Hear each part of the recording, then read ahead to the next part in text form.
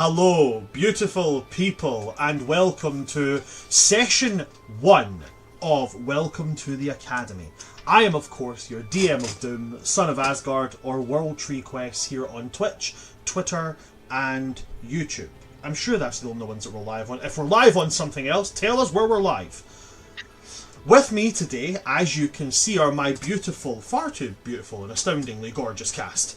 I'm going to allow them to do their own introductions though, because that's what we do in Session 1. Everybody gets to big up themselves. So we're just going to go in the order that you can see us here. To my... I'm mirrored. To my, as it shows on the screen, to my right, we have Ems. If you could introduce yourself, please. Oh goodness, I am definitely bottom on my screen. So, I was not ready. My name is Ems, and I'm I Choose No on TikTok. That's all I really got going on for me. I'm not too exciting these days. You are plenty exciting! How dare you shoot yourself down on my channel? We will not accept this. Fantastic, thank you so much, Ems. We're just going to go down from Ems, and we'll just work our way in an S pattern now. So, Charlie. You are muted. You're muted, buddy. Yep. Look at that beautiful introduction that he had. Never got to hear it. God. I'm Charlie. I don't do anything. Well, that you need to know about. That is But an I'm here. absolute lie. You might recognise No, Charlie I- from our Friday yeah. campaigns. I am also Silas in Tides of Chaos, which is this really big dumb druid. He's the brain cell of the party, but yeah, you're right, he's the dumb druid. Oh no. Well, so that's the problem. He's the dumb druid and the brain cell. Moving on from there, Gina, if you'd like to introduce yourself. I am Gina. I am on TikTok as Gina Donahue. I haven't posted in like 2 years, but there's still some good content on there. And I've participated in some campaigns on, what is it called now? Tales of Nova. So you can also check me out over there. Fantastic. Love to see that face back on a screen. It's amazing to have a party with you again, Gina. Moving on from there, Ren, if you could introduce yourself, please. Hi, I'm Ren. I use all pronouns. I'm Changeling Rogue pretty much everywhere that I didn't have to put dashes in between it. I do cosplay and art stuff. I'm very excited to be here. I'm also over on Monday nights streaming with Dice Versa Studios in our long-form campaign over there. You can also check that out. But for now, I'm ready to go to school again. Absolutely amazing, Ren. Thank you very much. And last, and by no means, certainly least, Dan, if you'd love to introduce yourself, please. Hello, I am Dan, also known as Just Dan, which I didn't used to have that as like my tag, but when I joined Tides of Chaos, Brand just started calling me Just Dan since I wasn't on any social media, and now that is my name, although you can't find me on any social media. So I'm here. I am landed on Tides of Chaos, who's hot and stupid, and I am going to be exploring playing something quite the opposite of that, so that'll be interesting. Interesting is one word for it, and I'm here for that, certainly. That is our lovely cast for this adventure. Now that we've met the cast, and now that we've met the DM and who's going to be leading them through this story, I would like to tell you about the notice of this story, about the pivotal point of this story. Now, I would like to also put out there's always a little twist with my campaigns, and the twist in this campaign is this. My players were given the premise, but they were given none of the material about the school. They know nothing about this school. The only things they're going to learn is the only things their characters are going to learn. They will learn as their characters do. And I think that's going to be pretty freaking fantastic. So, for whatever reason, in whatever far-flung realm or majestic plane that you call home, whether it is a floating palace atop the spires of the air elemental plane, whether it is a funky little cottage existing on the outskirts of the Feywilds, or whether it's a plinth outside in an open field where you can vaguely make out a greenhouse and some animal pens. A letter has arrived. A letter with your name.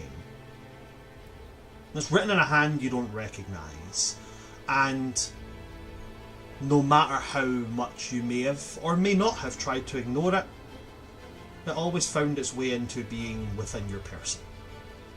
Until that moment came that eventually you did open it. Dear, and then your name. We are honoured to welcome you to study at the Academy for the teaching of the Arcane, Divine, and Occult. From there, in whatever fashion you choose to, you arrive. You are given rather obscure directions. Travel to this point. Look for this object. Touch this particular knob on this particular tree. Twist this particular branch. When you get to the bottom of this mountain, lick this rock. Along those lines. Some of them may have been strange, but in some way, shape or form you found yourself following them until they bring you to a portal. And at the foot of this portal is always the same statement. Choose now, for there is no turning back the hands of fate. And for whatever reason, you step through. With pack in hand, with belongings, whether that is trunks and trunks of belongings or a small little knapsack containing your entire life, you wound up at this school. But you didn't wind up there alone. I would like to go to the moment you step through. The first thing you notice is the temperature. It's perfect. And that doesn't mean that it's perfect all over. What that means is that for you, this particular portion of the school grounds will always feel like your ideal climate, your ideal temperature. May not look like it, but if you prefer the cold, there will always be a pleasant breeze. If you prefer the Arctic, there will always be that biting dry cold that keeps the hairs standing up on your arms. And if you prefer a tropical climate, then you will always feel that your skin is being kissed by the golden rays of the sun. But it will always just appear as if it is a fairly nice, slightly cloudy day. The immediate thing you will see is the large brown stone castle. A sandy beige that spires out, towering up and cresting into maybe around the 360 foot tall mark. It widens out to form almost like a cathedral-esque diamond shape, with multiple layers and towers and windows and the gaggle of students that you can hear running amok, and you can see spells arcing, and sometimes you hear a window smash, but it's always quickly repaired. Surrounding it and attached by long corridors, there are 5 towers. Each of these towers looks similar, except for the tapestries that hang from them, each sporting different colours. Whatever they are, you don't know. Ahead of where this portal spits you out, a pair of large, double wooden doors. with a stained glass window above them, segmented into 5 pieces and showing a basic silhouette of 5 different humanoids from the waist up. Who are these people? Perhaps you'll find out. But for now, let's meet the shouldn'ts. Stepping through first, we're going to roll a d6, and that's going to tell us who steps through first. So we are going to go, if we roll a 1, Ems, we're coming to you. If we roll a 2, Gina, it's your turn. If we roll a 3, Charlie, it's you. If we roll a 4, Ren, that'll be your turn. And if we roll a 5, then it's Dan. And if we roll a 6, well then I get to pick, because I get to have fun playing D&D as well. So, let's see who Fate's got lined up. No, not this one. We need a chonky black and gold die for this one. Black, gold and metal for this roll.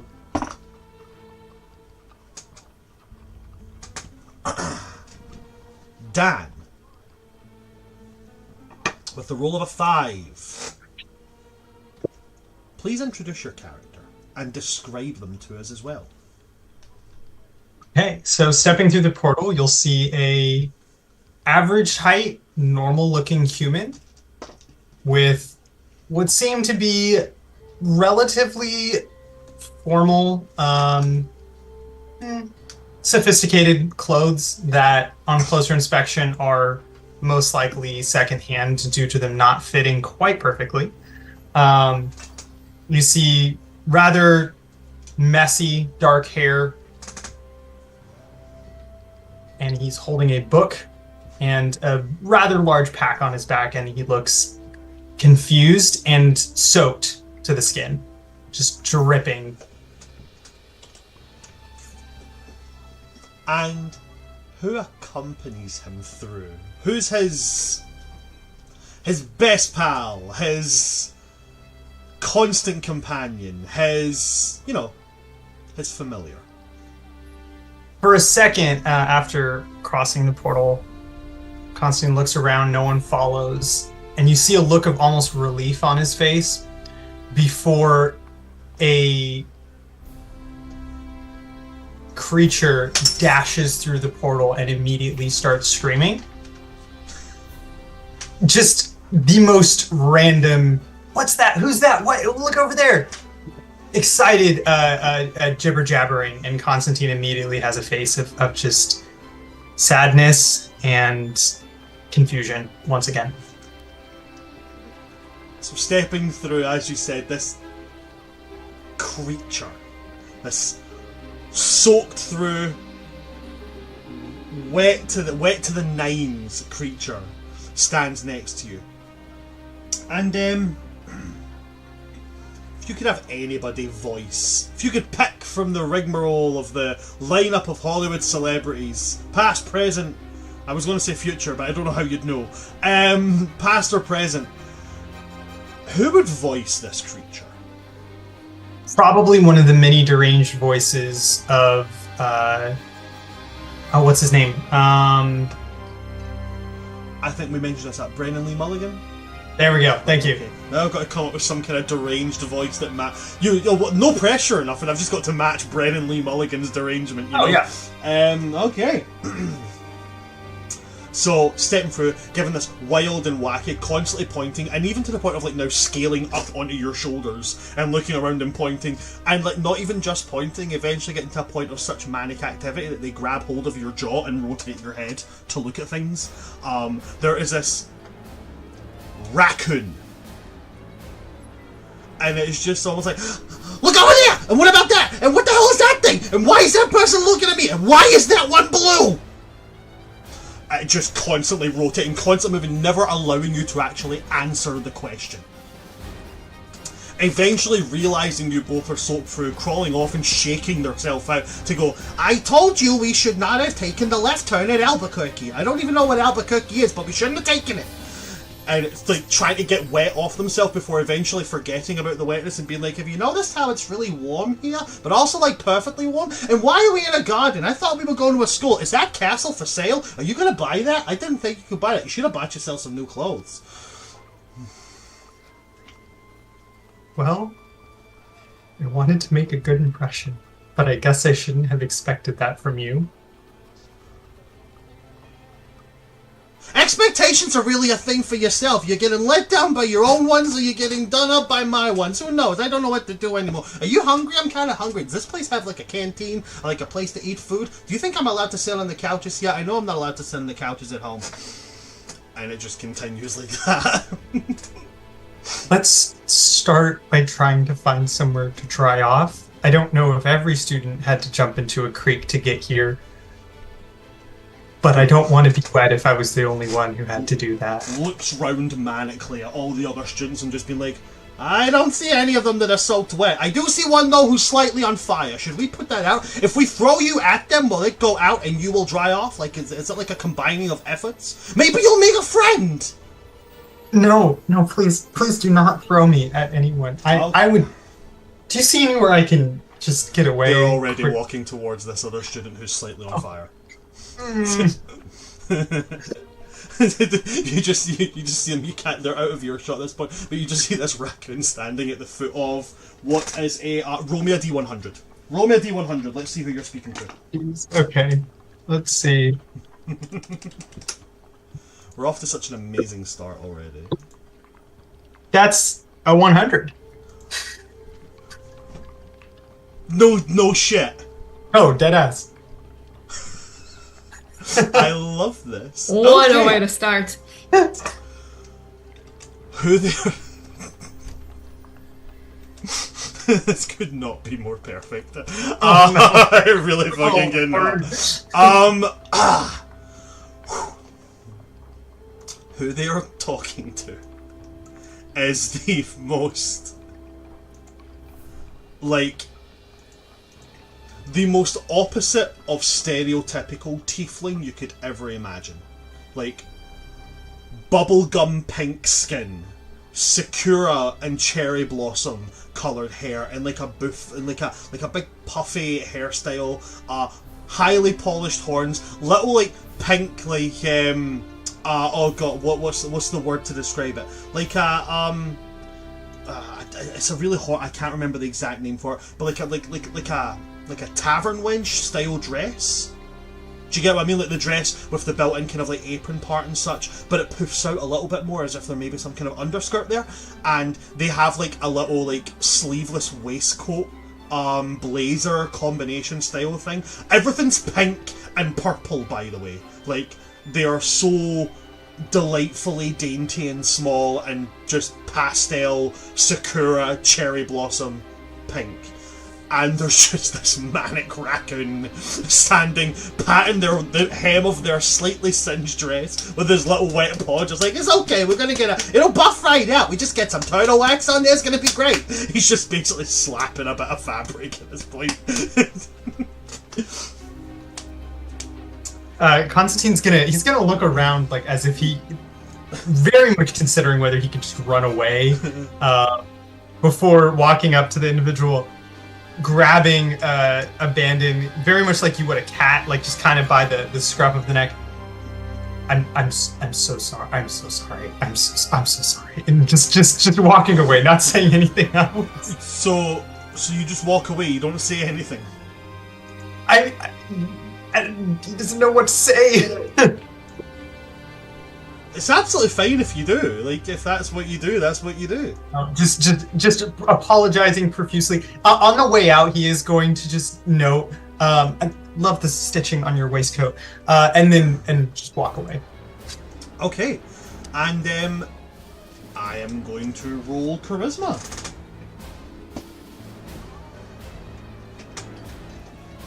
You get a smile, and then almost like you know that kind of like hesitant raise hand as if to wave, and then just like and then the small little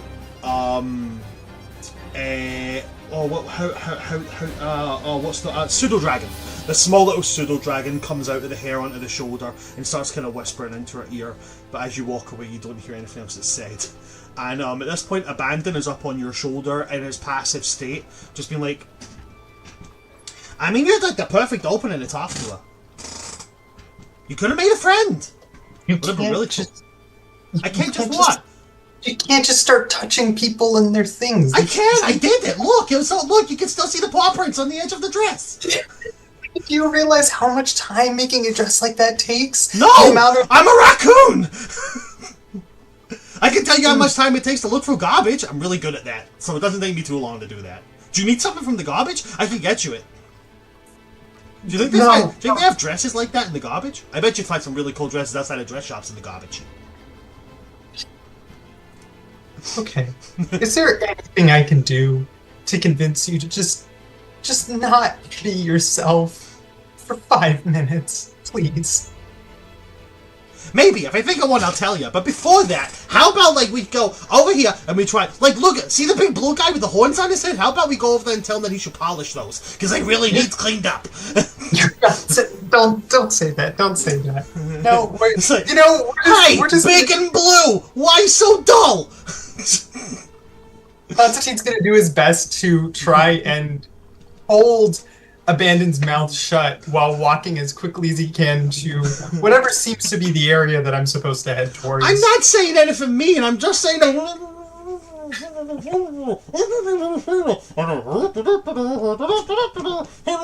then you corral him away and towards like a kind of like designated meetup area where there's lots of other students.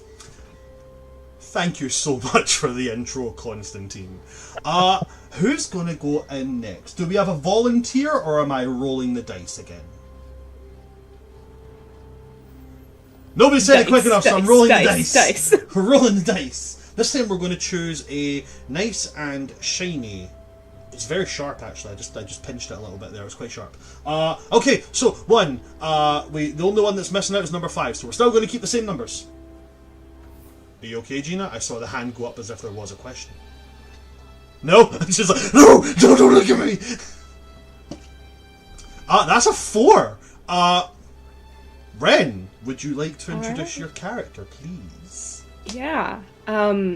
Stepping out of a very, very, very thin tree that someone should not be able to step out of is this very tall, like 7-foot tall woman with green skin and these almost elk-like antler horns that look a little more like roots than any material a horn should be made of.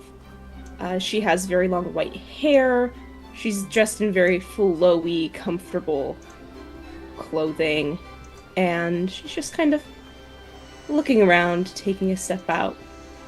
And around her forehead is this almost crown of thorns, of those roots kind of being embedded into her head. Well, Fang, are you ready? Hold on just a moment. There we go. And sorry about that. You're good. I can do the description of Fang if you'd like. By all means, go ahead. Please describe your constant companion. Scrambling up Achilles' like almost leather skirt and then climbing up onto her shoulders is this sand cat that has stars all over the top of its pelt, over its stripes. And again, for the people at home, much in the same way that we came up with the catastrophe that is reckless abandon. If anybody in the world could voice this little sand cow, who would it be? Oh, I keep forgetting her name. I remembered her name earlier today. Pulling it up so I don't forget. Carol Kane, but as she was as Valerie in The Princess Bride. Okay, I'm gonna make everybody hate me right now.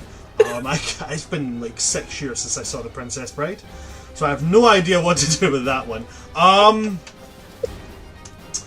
But I will give it my best shot That's all we can ask for. That's all we can ask for. I can vaguely remember it's some kind of old woman, right? Valerie's the woman, and yeah. Okay, cool. This is where I do my best not to go to my immediate standard, which is every old woman in my life is Irish or Norwegian. So, trying my best not to go there.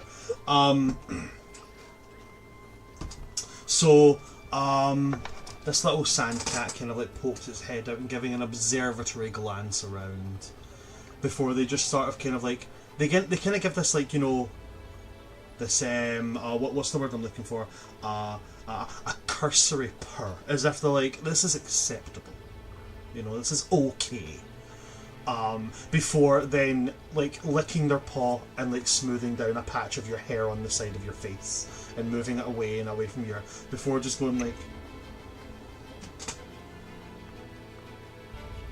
so what's the first step? That would be the question. It is a school, so probably finding the people. We have to find the people.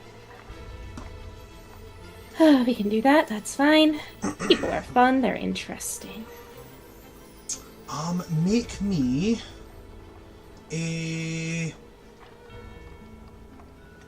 perception check, if you would please. Ooh, alright, let's do...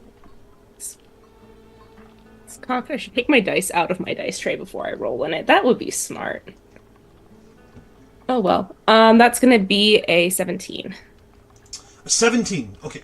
So on a 17, what you're going to see is again a very much a wide open space, trees, beautiful kind of like gardens and such. And you can see lots of like, you know, areas that have been set up, like, you know, floating in the air, sparks lighting up saying that, you know, new students gather here and such. There is quite a few of them set up. One of them is nearby a patch of, as I said, like, you know, wildflowers blooming wildly. One of them is over by an area which is heavily crowded, but you can hear squawks, roars, and you can see occasional bursts of fire from there. And over on one of the other side, there's a group that looks like they enjoy math.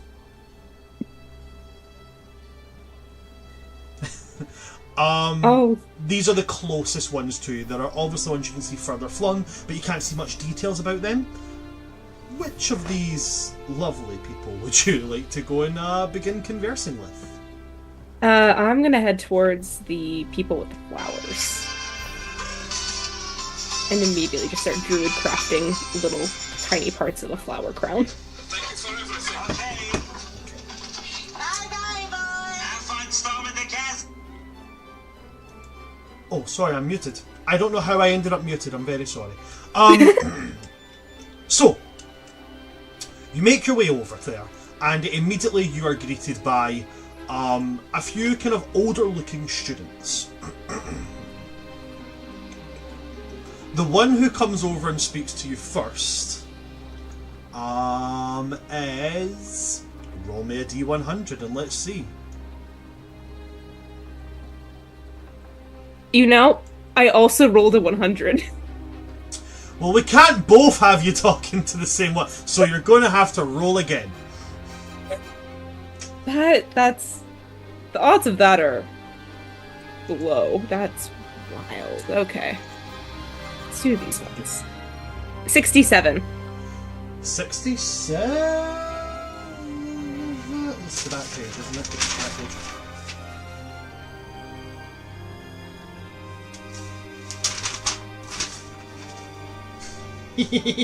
Okie dokie. This one's easy for me. So out of these handful of students, many of them are doing different things. One of them is, you know, much like yourself, druid crafting and making these massive plants and such sprout from the ground. One of them is just holding like an armful of like logs covered in fungus and stuff and like mushrooms. And there's one who's just got like, they're just like essentially T-posing. And their arms are just covered in like small critters, rodents, insects, and all that jazz. And they're just chilling. They're just chilling. And what they're a furbolg. Okay? And there's a couple of things that stand out about this particular firbolg, right? One, they're orange. I'm talking like bright ginger orange, right? Their hair hangs in constantly in front of their eyes. And they, you know, firbolgs to have like, you know, certain like, you know, cow-like features, like, you know, wide flat noses. Yeah. They have tails, all that kind of thing. So this one has a tail. But they also have two horns poking out from their head, as they resemble a Highland cow. Wonderful. And they're just standing there, just nodding and smiling at people. And as you come over and start druid crafting, they barely move, but they just twist their hand to thumbs up and just nod. I just finish up the crown, adding some like pale blue flowers to complement the orange. Would you like this one? They're gonna lean in, see it and go, oh, well, I wouldn't mind if you're not gonna be hearing it. I think you can have it. Ah, and they kind of look down and they hook it with their horn, and then they're like, thank you kindly. How are you doing? Funny bit and fain, eh? I'm getting used to it. I'm Killia. Who are you? Oh, I go by a lot of different names, but everybody just calls me Biggin. Very nice to meet Because you. I'm a tall, eh? Yeah. And, oh, sorry, I tend to run a wee bit wild with the kind of things I'm saying that. Would you name it a slow down? A little, yeah. I'm not used to many people.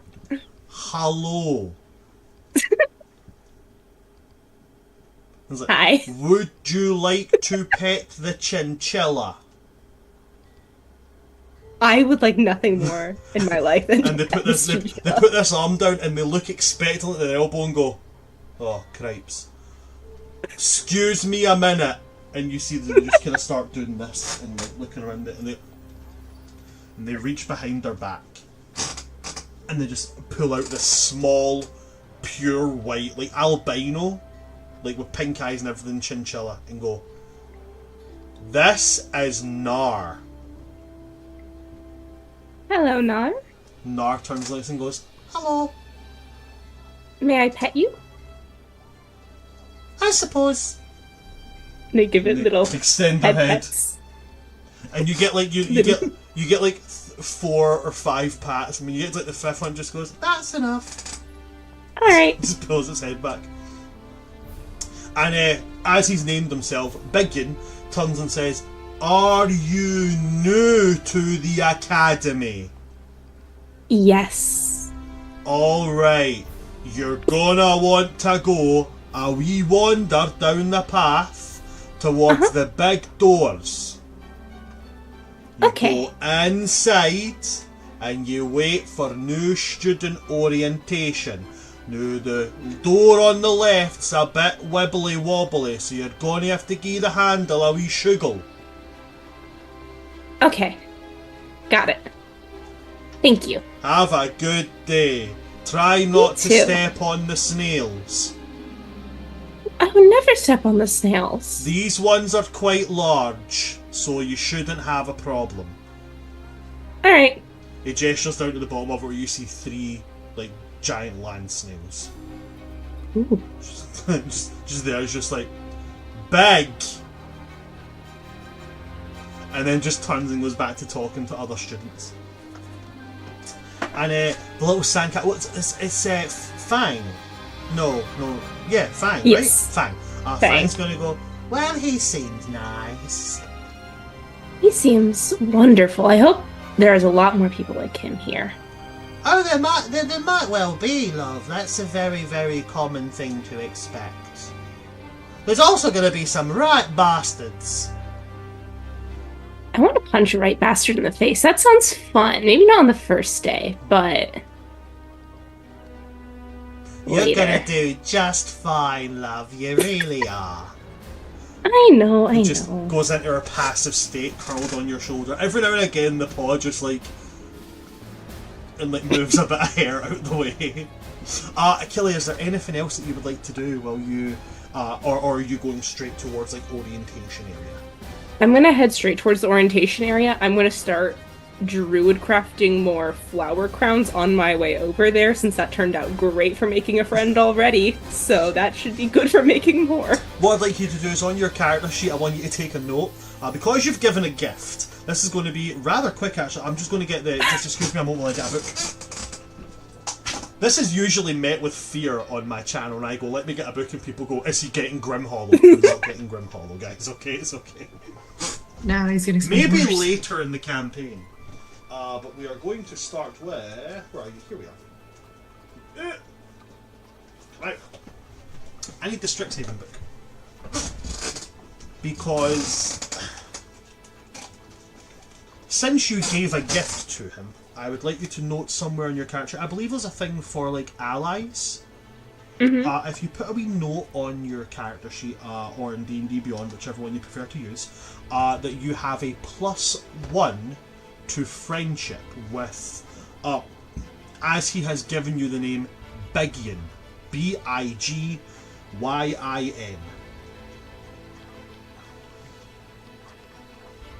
The Highland Cow Furbolg. Absolutely. And that is noted. I was really when you wrote that. I was like, "Yay! I don't have to do a funny voice. He's just Scottish." Fantastic. Thank you very much for that. Moving on. Does anybody want to volunteer, or am I just rolling again? Just roll. We're just going to keep it going. We're just going to keep it rolling. Keep it rolling. Okie dokie. Which one are we going to use this time? We're going to... Bone coloured dice. We're rolling bone colours today. We're just working our way backwards. That's a 3. Charlie, okay. if you would like to introduce your character, please. Fantastic. So his portal seems to open up on the ground as he walks up this, like, staircase inside of a shadow. He kind of just looks behind him and he's like, oh, well, that's not the first time I've broken into a graveyard. Won't be the last, probably. Lord. And then he sets off to where he sees all the people going. He's human. He's about 5'11", has a slim frame. His eyes are this pale aquamarine color that seem to faintly glow.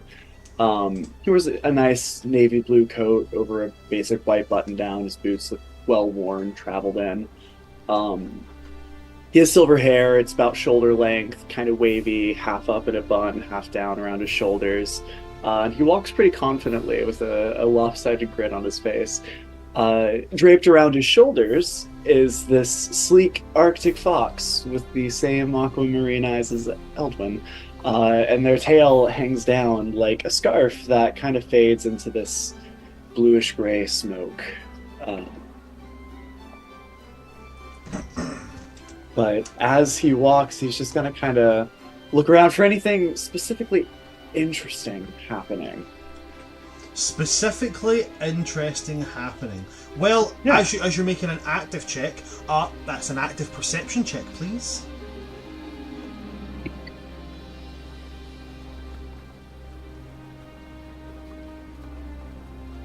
Yeah, 6.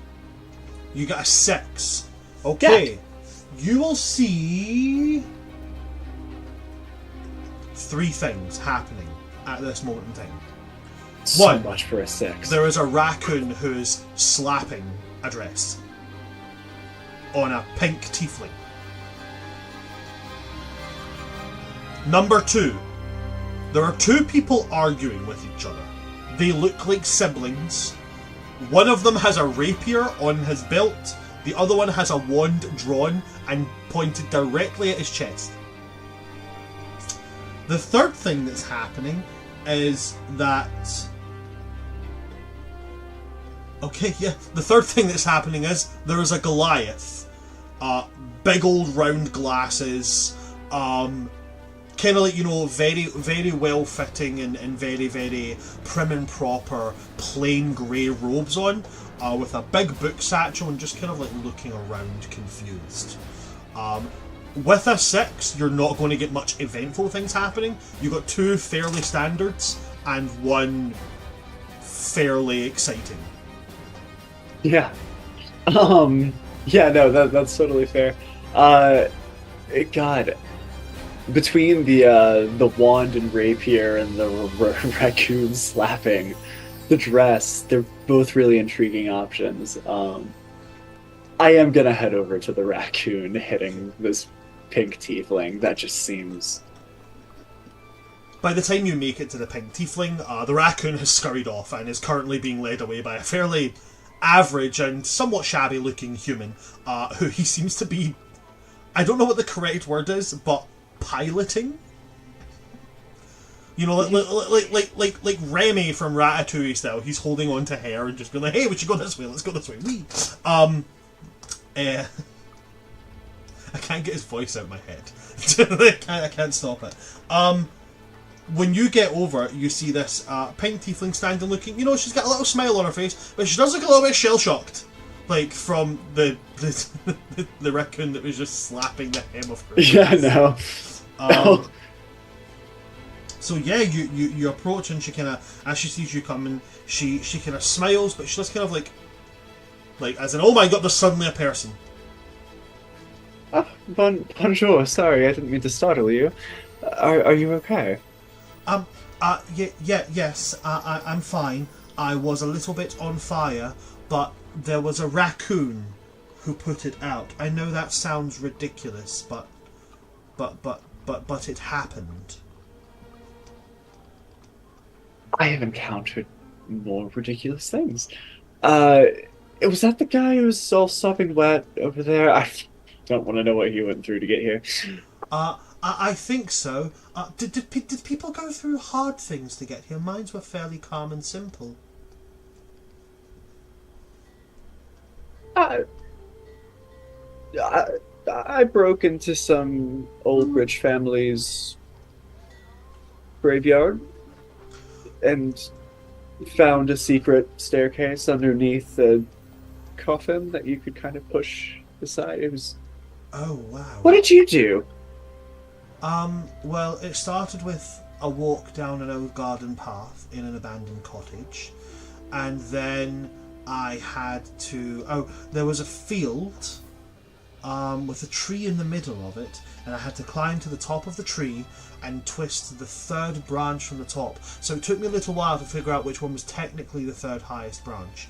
And then after that, I had to crawl through a tunnel underground, which led me into a patch of lavender. And then I thought it'd be quite simple from there. It was just another little walk into a cave, but the cave was filled with bats. So there was quite a few. Oh. There was quite a few insults hurled, and then when I came out the other end of the cave, well, I was here. I don't quite know how I ended up slightly on fire, but it must have happened That was somewhere. my question. Yeah. That's fantastic, considering that's all you went through. You don't look any worse for wear. Here, let me. And he'll do a quick casting of prestidigitation to just like clean the hem of her dress of any burn marks and any raccoon paw prints that might remain behind. Fantastic. So you clear away the muddy paw prints. You can't do anything about the singe damage, unfortunately. That would be like a mending you'd have to cast. But prestidigitation, yeah, you clear away the kind of little grubby paw prints of the raccoon, and she kind of looks and she's like, "Thank you very much for your help." And she's like, "My name is Ambrosia." Ambrosia. Alwyn, a pleasure to meet you. Eldwin, that is. It's so nice to meet you. So do you know where we're supposed to go? Because I have no idea. It would be an honor and a privilege to escort you right this way. And he points to the large two wooden double doors with the stained glass. Okay. And he says, some sort of something is going to happen over there. Well, let's be moving on. At which point there's going to be this little voice, "Hold on a minute!" And this little pseudo-dragon head pops out and sneaks up to you and goes, You look like a weird one, you do. Is that right? Yeah. What gives you that impression? Why are you narrowing your eyes at me? Curiosity. Why are you narrowing your eyes at me? I just have small eyes. I'm a small dragon. And she like pats him back and is like, enough. You'll have to forgive him. He's tired after such a long journey. Oh, he's not the first to think I'm strange. Then again, I might be. Shall we? Yes, we shall. And she will follow you. And as she follows, just your fox, who's like lying, like sleeping, is just going to go smooth. Real smooth. I always am. And you're making your way towards the double doors where this... Yeah. Okay, cool. So you walk there with Ambrosia. You can add in on your allies or your friendship, you can add in a +1 into your friendship with Ambrosia. Let's see who's next on the roster. We have 1 or 2. So we're just going to split it down the middle and we're going to go odds or evens. So odds, we're going to take Gina. Evens, we're going to take Ems. That's a 3! Odds, Gina, you're up on the batter's mound. So, if you'd like to introduce your character, please. Yes, so for how Rista comes to the university, you see that, well, you don't see, but everyone feels like a very strong gust of wind, as if emerging from the sky, and as it hits the ground, as if emerging from that wind and being propelled forward, is an air genasi who is wearing like a loose-fitting black blouse and a billowing lace white skirt and a wide-brimmed hat, and she's carrying a suitcase to the side of her, and she has light blue skin, white hair that's kind of billowing even after the wind has gone. And following a bit after her, being propelled as well, but not losing its walking on the surface as if levitating around her, is a silver fox, which, to avoid any confusion, is a literal silver fox, as in a black fox with kind of silver-tipped hair, with where the whites of its eyes should be are black and the pupils are white, and is kind of it looks as if it's walking on the air around her. Fantastic. Now, as you step, as you land, and as the silver fox steps down to be next to you, what I've described before for everybody to basically see lies before you. Now, is there anything in particular you'd like to do before we go into rolling to see where you end up? Or are we just going straight into it? I'd like to just look around the general campus after I've taken the castle. I want to see what kind of people are here. Is it just first years, or is it kind of like a student Wide ground? amalgam. There's lots of like welcome areas for like new students that are being manned by, at least like, second year students. But there is everything all the way in and up to like 4th and 5th year students who are, they are performing wide and wonderful feats to attract. Like, look at what we can do. We are so good. You should definitely stay here and always follow the rules. Definitely not wandering into places like 3rd floor corridors on the right hand side, which are completely out of bounds, but somehow easily accessible with basic feats of magic. Amazing. I'd love to go up to one of those very obviously magical people. Alrighty. Let's see who you get. Roll a D100. Gladly. There's a 51. 51. Let's see what's on. Not another 100. Let's see what's on a 51.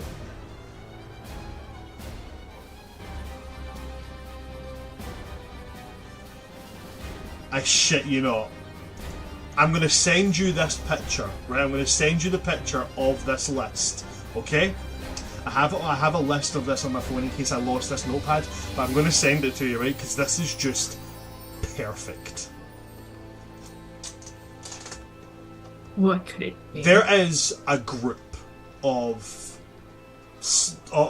what appear to be a mix of first, second, and third year students. You know? Okay. And two of them that stand out look very shockingly like they could be twins. But there's little minor differences between them. One of them of like male and female presenting. Female presenting, I would say, is like Morticia Adams, but if Morticia Adams was into like biker get-up. So think like if Morticia Adams suddenly decided to dress up like Sandy at the end of Grease. Right? Love Okay. it. The other one is that the other Just one. checking so many boxes. Right. The male version of this has, where she has like black hair, they have white hair, like shock white. They both have slightly pointed ears, and whenever they stand still, they stand too still. Like they don't even like shift weight or anything. They just stand completely still. Barely blink as well. When they're looking at something, they're looking at it quite intensely. And he also where they have like this kind of like biker aesthetic, he has more of a long to the back of the knee length black cardigan with like a drawstring tunic shirt and like leather trousers with like calf high boots.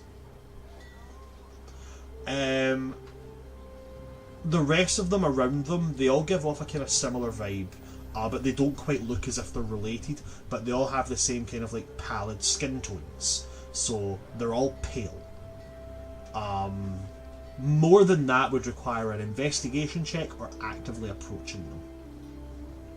May I do an insight check on what their vibe is? Yeah, you can give an insight. Who are you inciting? For lack of a better term, are you inciting the brother or the sister? Let's like the sister. Incite the sister, go for it. So 17. On a 17.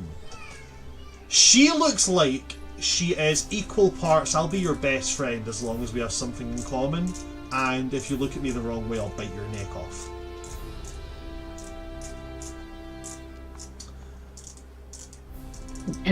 She has this like, you know, I would describe it as being like Azula-esque, but without the evil smirk to her. So, like, she's always got that smirk at the, you know, that just lingering on the corner of your mouth, but only on the one side. She's got that smile. And I suppose with 17 I would include this little bit of information. You can just notice the tip of a fang just nipping her bottom lip. And with that, I'll also give it to you, the brother also has one. Okay. I lean down to my fox and say, do you think they know anything about this place of where we're supposed to go? Remind me, voice type for this particular fox? If you could have anybody voice them, who would it be? I was imagining Maleficent, or like some Right, equally cool. I intimidating female Disney villain. I remember now. Well, if they can't tell us where to go, they can certainly tell us how not to dress. Abby, come on. Don't be rude. If that's how they want to dress, that's their own preference. A cardigan. A cardigan at an event like this. Listen. The girl's making up for it with the leather. It all goes together. It worries me that you think like this, Rista. You were raised better. Just because I was raised much higher class and much more sophisticated doesn't mean that I can't appreciate feelings of other people. Your parents would be turning in their graves. Poppy, my parents aren't dead, and you know this. If they see the way you're speaking, they will be. Well, why don't I give you a lesson on decorum, and let's go say hi. Oh, decorum from someone who's about to approach someone wearing a cardigan and calf-high boots. You better not speak like that in front of them. As per Let's the go. rules, a familiar must obey your commands. You approach. And I approached them. You approach them, awesome. Who are you engaging in conversation? The girl. The girl, okay. So you approach and she looks at you and she goes, well, hello. And, who might you be? My name is Rista St. Cloud. I just arrived here. A new arrival. It's so lovely to meet you. And what is your name? Aurora. Oh, that is such a beautiful name. Thank you very much. It is fairly unique from where I am from. And who's this? Is this, I presume? Well, I wouldn't presume, but This is my brother. And she says that and she kind of does that, you know, that kind of like... This is my brother. He is in a mood. no, the first day of school. Could you settle an argument for us, Rista? Oh, I can try. Okay.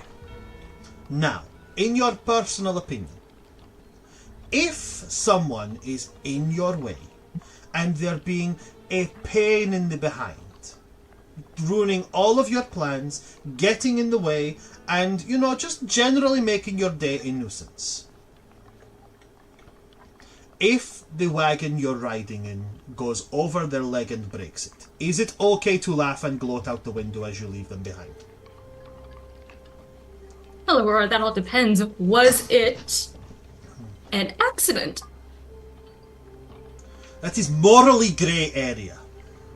At which point the brother's going to go, he wasn't ruining your day, Aurora. He was asking for directions. Aurora, is this true? True is a relative thing. It's subjective, you know? Well, to each their own. If they were truly bothering you, then they should have known. The brother is going to kind of stand up from the kind of like little kind of like rocky plinth that maybe at one point had like a statue on it, but is now no longer there. Gets up and stretches and goes, usually one would give a warning somebody is getting on their last nerve, but my sister, she is not so well versed in doing this. An experience that you may learn from. Aurora's gonna like kind of smile at you, turn and look at her brother and go, you see, I win. And her brother's gonna go, I'm really very sure that is not what happened. But very well, we will run with what you wish. Are you new to the school as well? First time, first year? Yes, I just landed from my portal. It was a long journey, but I'm just happy to be here. This is unbelievable. I can't quite believe I'm here. impressive. It's bigger than the one we have at home. Oh, same. Same. And Almost twice as big, though I wouldn't like to admit that. Aurora turns looks and goes, fellow nobility! It is... Yes, Rista St. Cloud, Duchess of Highborn. No! A duchess! We are with the duchess. Please, and what is your title? Technically countess. Oh, Of the Countess. Of the von Zaroviches. Oh, it is a pleasure to meet you. Not many people say that about us, but it is lovely to see you. We should definitely meet up after orientation. We should be friends. I feel like we could be good friends. My gosh, I would love that. You should give me a tour of all the best places. She's immediately just going to like take your arm, put it around hers, and go, "Love to," and she walks off. At which point, shouldn't we be heading towards the? I should get going to the orientation, shouldn't I? we will take scenic route. Please take me around. She's just come out. She's just like, yeah, you're mine now. You are now my familiar. Astrid just outside my door just went, Baha!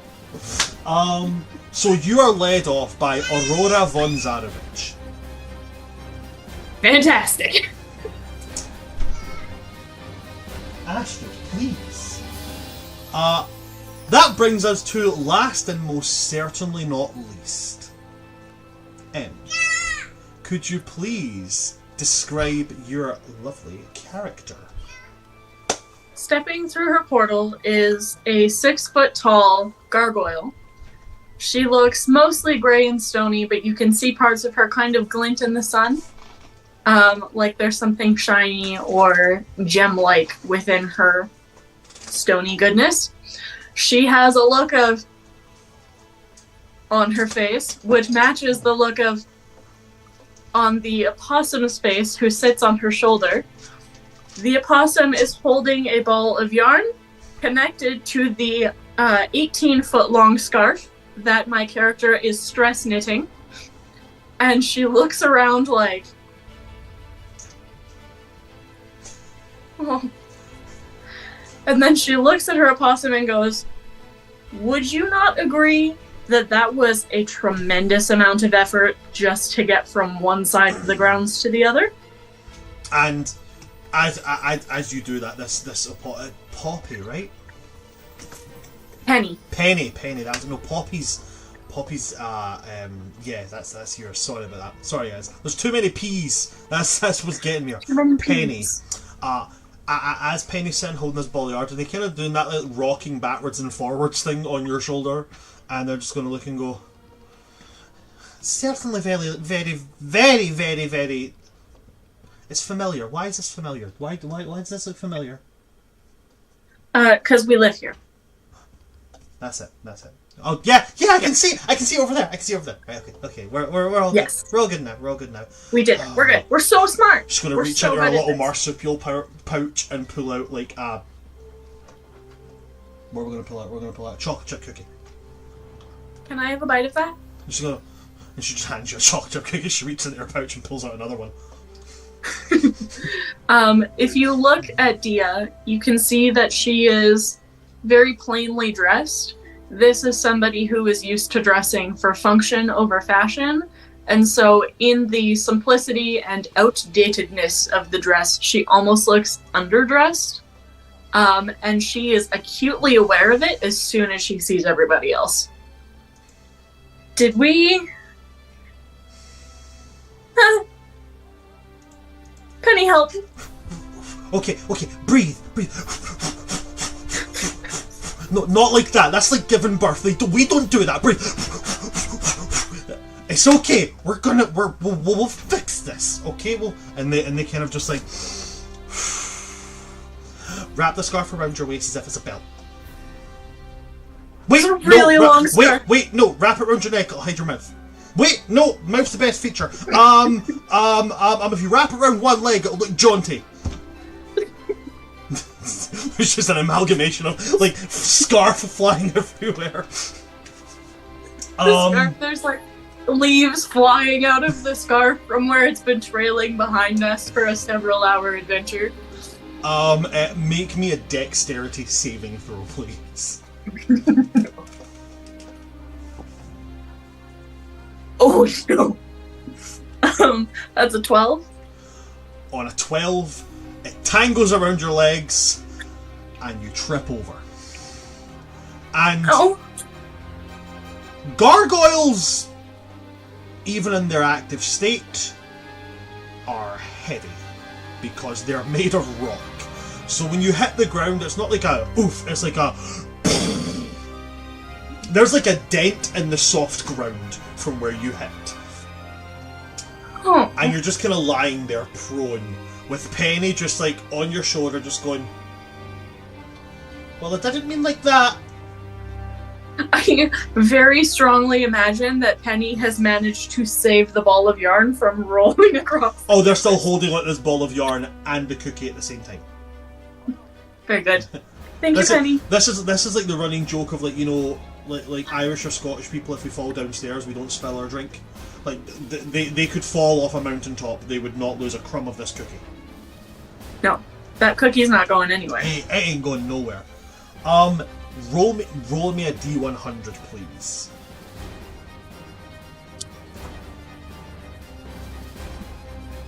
That is a 47. 47! I actually know this one off by heart. It's one of my favourite ones. Absolutely fan-dabby-dozy. On a 47, there is this little voice that's going to kind of speak from just like here above your head, like, are you alright there? You seem to have fallen over. Do you need a hand up? Yes, I do. I've been better. Okay. Have you also been worse? Because otherwise this is going to be quite a poor start. Yeah, I've been worse. Like, this is like a solid, 3 out of 10, and we've hit a really hefty 1.7 in the past. Oh, well, that's no problem then. And this hand is going to shoot out. The hand is about half the size of yours. Dia very, very gently takes the hand, because she does not want to squish them. Okay. And I'm going to roll them an athletics check. Let's see how this goes. Okay. And they are just going to... And they don't get you quite all the way up, but surprisingly, they're quite hefty. And what pulls you up is a 5'2" satyr. Well, hello. They're going to go, hello there. Hi, I've never met what you are before. Sorry, is that bad to say? I'm not entirely sure. I haven't met anyone before, so I don't know. Okay, well, now you've met me. Hi, my name's Rowan. Hi, I'm Dia. Nice to meet you, Dia. What do you are? Is it he, she, them? Oh, it's she. She. Hi. Yeah. I'm they, them. Oh, it's very nice to meet you. Rowan, you said? Rowan. Rowan. There's lots of different ways to pronounce it. Either's fine. Which do you prefer? People to get my name right as good as they can, so both is fine. But my dad calls me Rowan and my ma calls me Rowan, but that's because they both have like a different accent. They're from both sides, if you get the drift on that. Oh yeah. Yeah. What's a mum? You know, like the one I came out of. Sure. But that's not what a mam is to everybody, mind you. That's just what ma is to me. No, that sounds bad. What I mean is that the way to differentiate which one's me ma and which one's me dad, you know, besides the beer belly and the grey hair, is, you know, I came out me ma. Right, okay. Follow-up question. Right. What's a dad? The one I didn't come out of, but is also there. Cool. I don't get it. Right. So you know how when you have like a mammy goat and you have like a daddy goat and they love each other very much and they proceed to hold each other in a very special and intimate way. I don't know the rest of this conversation because when it happened, my dad put his hands over his ears, shouted la la la la, ran out the door and banged his head right on the door jamb and was unconscious, and we had to take him to the healer in the local village. So I'm not entirely sure how else to explain it other than, well, when two people have sex, yeah, one of them gets pregnant. Sometimes it happens, I've heard. And it proceeds to be the most ADHD fueled, constantly tangenting way to try and explain what a mum and a dad is. Dia's gonna go. It is not successful so at all. I'm very sorry to interrupt. I maybe shouldn't have asked. Do you want cookie? I think Penny's got cookies. I don't know what a cookie is, but if it's something like a potato, I'll take one. Penny's just like, way ahead of you, just rooting in there and just pulls like a bag of potato chips. Oh, that's even better. Thank you, Penny. So I don't know how this works, but I've heard that there's this thing called friends, and I was kind of thinking maybe, would you possibly, perhaps, like to be my friend? They are unable to hold in their excitement as they go, I'd love it! I don't know anybody! I'd love to have a friend! Yay! Brilliant! What do we do now? I have no idea! I'm a weird one back home. Everybody back home's all about, like, you know, planting trees and stuff, and to be honest, I just like chopping things in half. Well, I do a lot of sitting. I would be intrigued to do any planting or chopping. We could do that first. We can do chopping. I'm not sure about planting. I think I'm the only satyr in my entire grove that's actually killed plants. Ooh.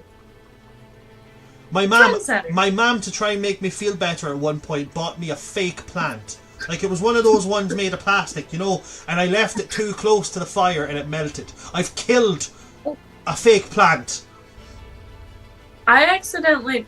My cat is screaming in the background. I'm so sorry. For a minute I thought that was Deanne. I was like, my cat is screaming. I was like, it's a possum. What? I actually can't hear it on my Yeah, we can't hear it, so perfect. it's alright. Perfect. He's very loud. He has separation anxiety. Dia's just gonna kind of look around like, what do we chop first?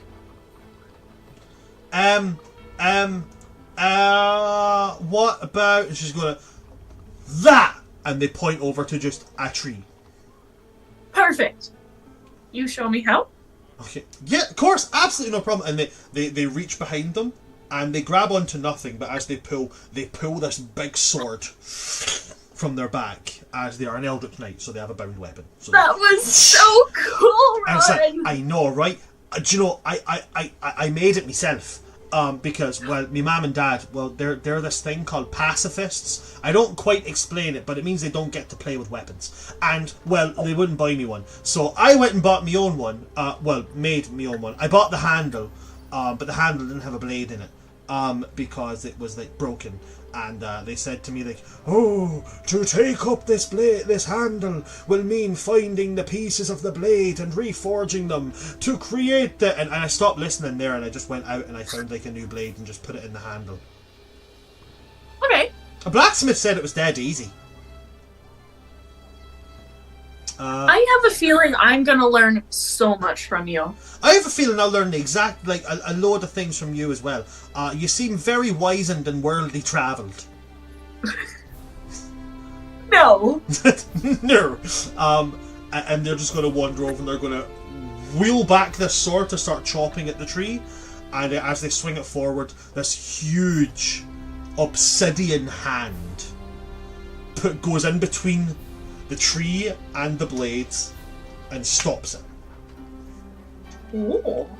And you would recognise this person because they're part of your community, your family.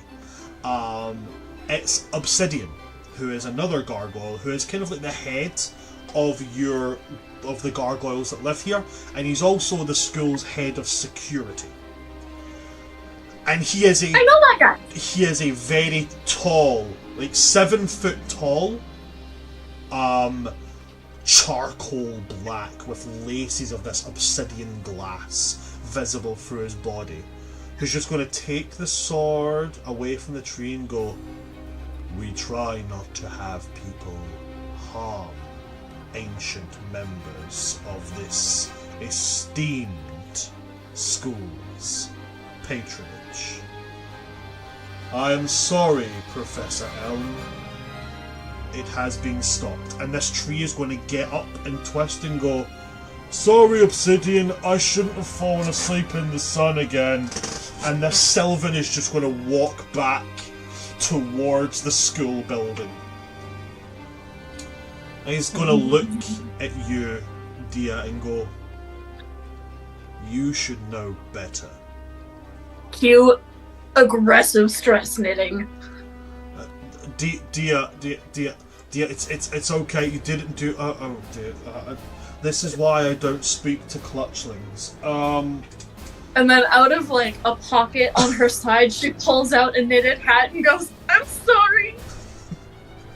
Obsidian size and takes the hat and he opens up a satchel that he has and he puts the hat inside it, and there's like the sticking out of other knitted goods in there. Like, this is a regular occurrence, her going like, I'm sorry, and him just being like, oh god, another one. And he's gonna go, new student, Saito, excuse me a moment. And he's just going to put his hand on your back and he's going to guide you over till this point. He's going to go, dear. Yes. You are the first of our kind to attend this place. You represent all of us. We need you to show a good representation of our people. In fairness, I didn't know what chopping was.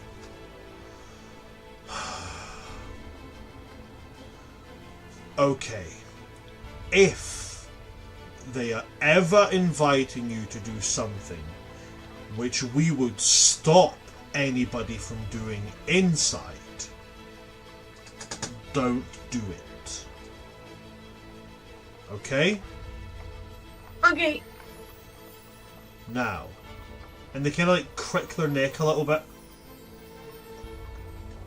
Your mothers have told me, not mothers, sorry, that's the wrong word, because you wouldn't have that. I'm going to roll to see which two you get.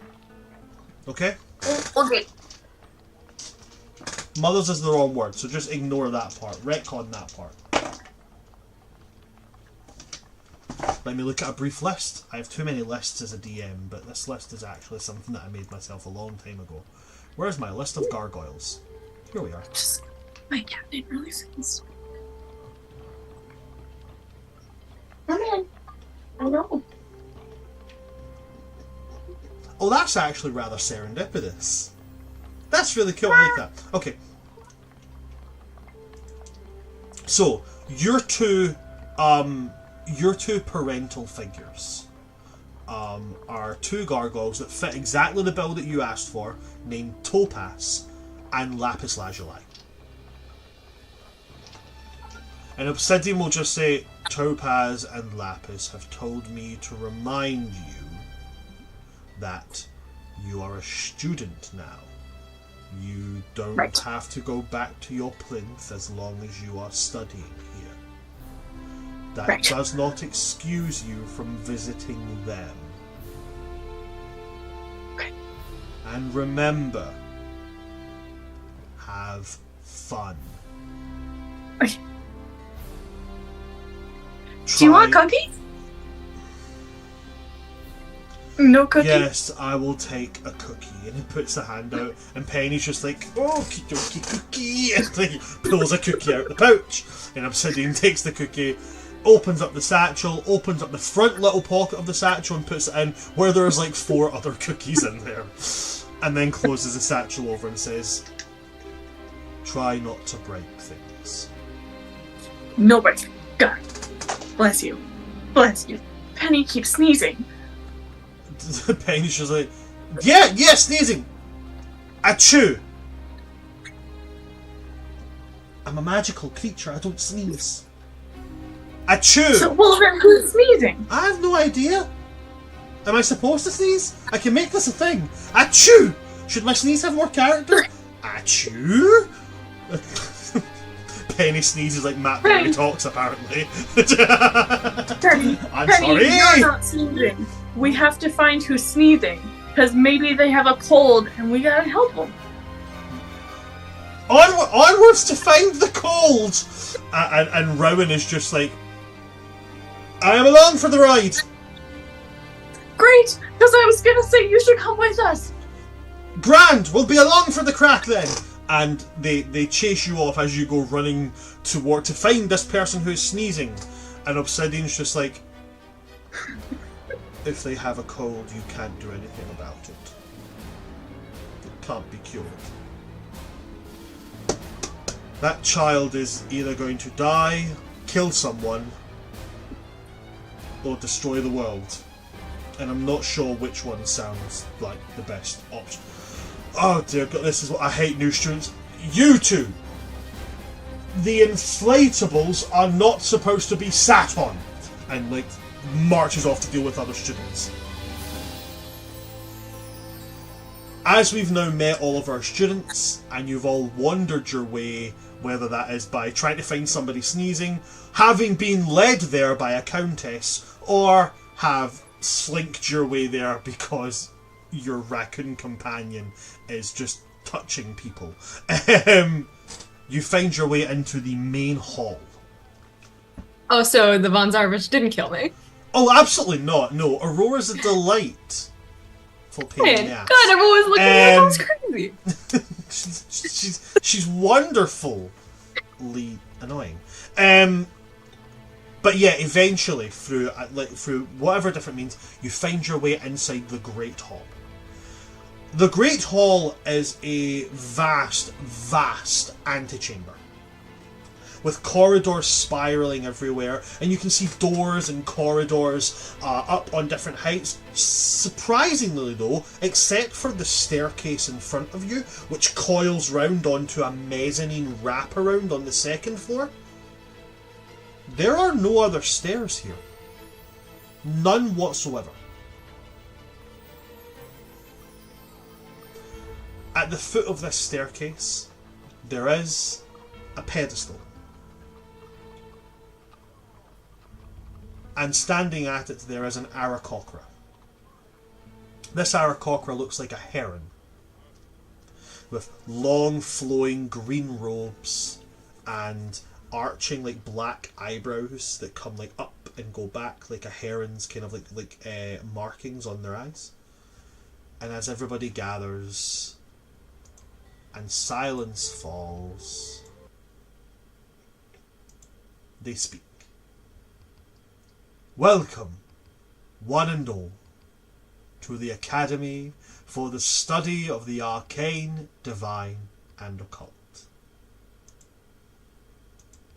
We are ecstatically pleased to have you all join us here.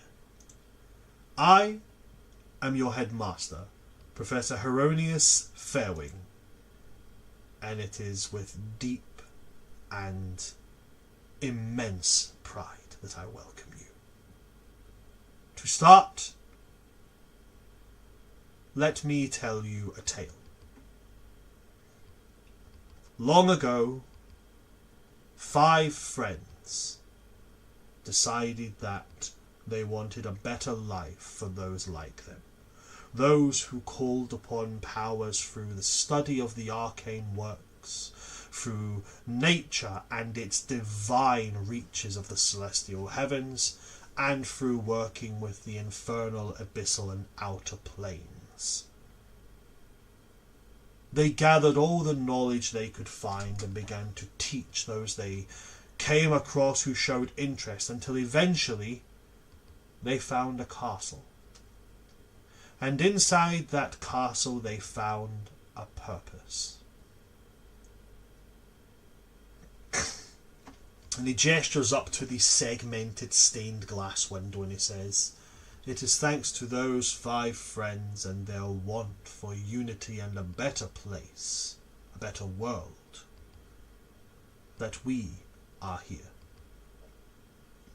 Now, for whichever one of them you choose to follow," and he gestures to a stained glass section which has a purple main body to it, with the silhouette of what appears to be a human woman, with a skull in one hand and a wand raised in the other.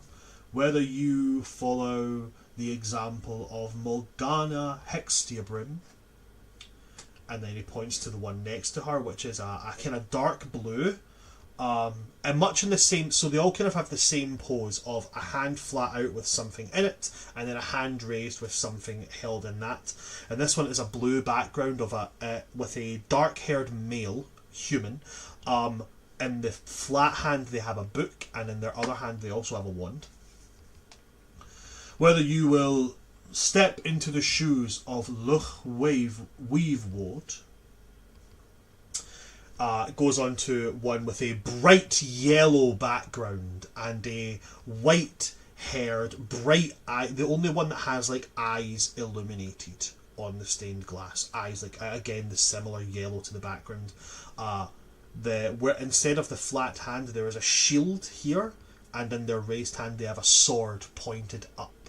It says, "Whether you stand in the bold manor of Wilhelmina Celestiavale," goes on again to the dark green background with a kind of slightly lighter green skinned tiefling holding in the flat of their hand a necklace, and with their hand raised up a staff. "Whether you twist and turn with the vexations of Ragnaral Infernagard." And then to the final one, a pale pink and a white furred furbolg, as it appears because of the shape of the ears, holding in their hand like a small creeping vine style plant, and in the raised arm a crooked staff. Or whether you tend with the nurturing care of Clover Stonehold, we welcome you to explore, learn, and one day help with the teachings and with the lessons which you will encounter here. There are a couple of things that we wish to make you aware of before you begin your studies. First things first, you will notice on the northern border the forest line has a fence around it, but there are no wires amongst the pegs. That is because this is out of bounds, forbidden. Do not cross into this forest. We have heard tales of forests where you are not supposed to enter, but yet children are sent in when they have done something ridiculous and earned detention of some kind. This is stupid to us, and so there will be no reason for you to enter this forest. It is dangerous. There are things in there that will kill you. Please do not do it. It is just the best for everybody. Also, if you try to cross between the pegs, you will be teleported straight back to where you started. It would be not advisable. Number 2. The way to traverse the school is through these. And he gestures to what looks to be a stone carving on the wall of a sleeping human face. And he says, "You will learn to know them all by name. Each of these doors has a name, and you will tell it where you are aiming to go. It will take you there." And he'll turn and go, "Grimbold!" And the head will...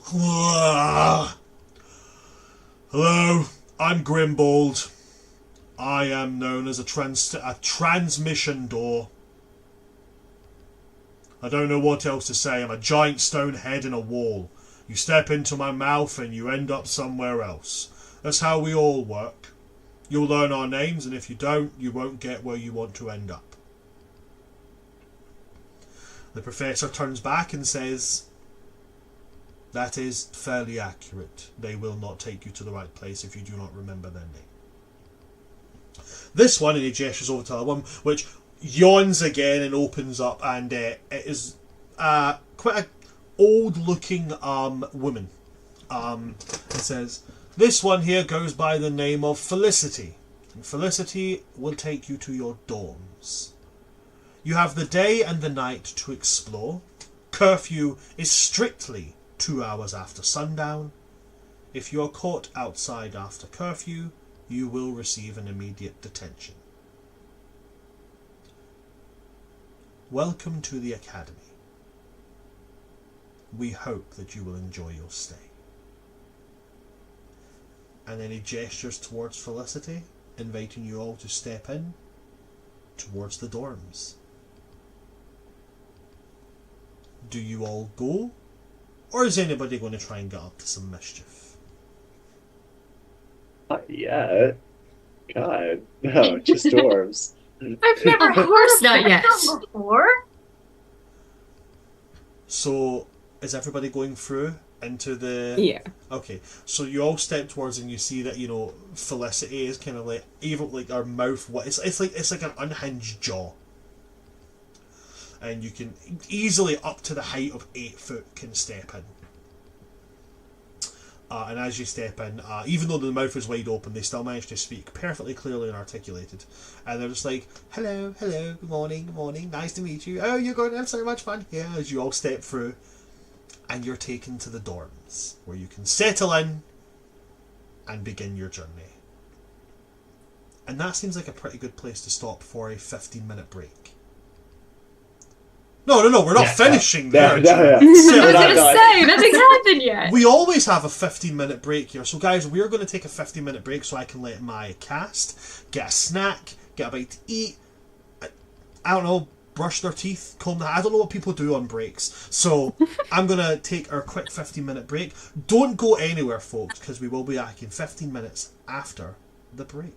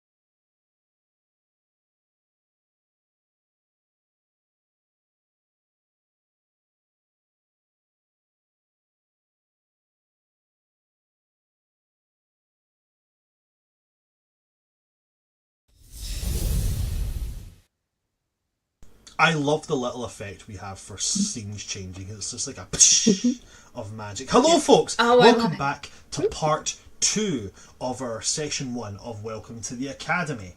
When we left off, our amazing cast of wonderfully beautiful people were about to step into their dorms. But first off, we need to find out exactly which dorm they're going to be in. So, could all of you please, within your dice boxes, find me. Let's go with a D20. Whichever D20 you would like. Does everybody have their D20s? Now Yes. roll your D20s. And that's how we do initiative. Now, as the dragon rises up out of... No, I'm told. Everyone get ready. I'm in the school. Gina, what did you roll? A 10. 10. Sorry, I should have addressed you as Rista. Sorry about that. Achillia, what did you roll? 3. 3. Dia, what did you roll?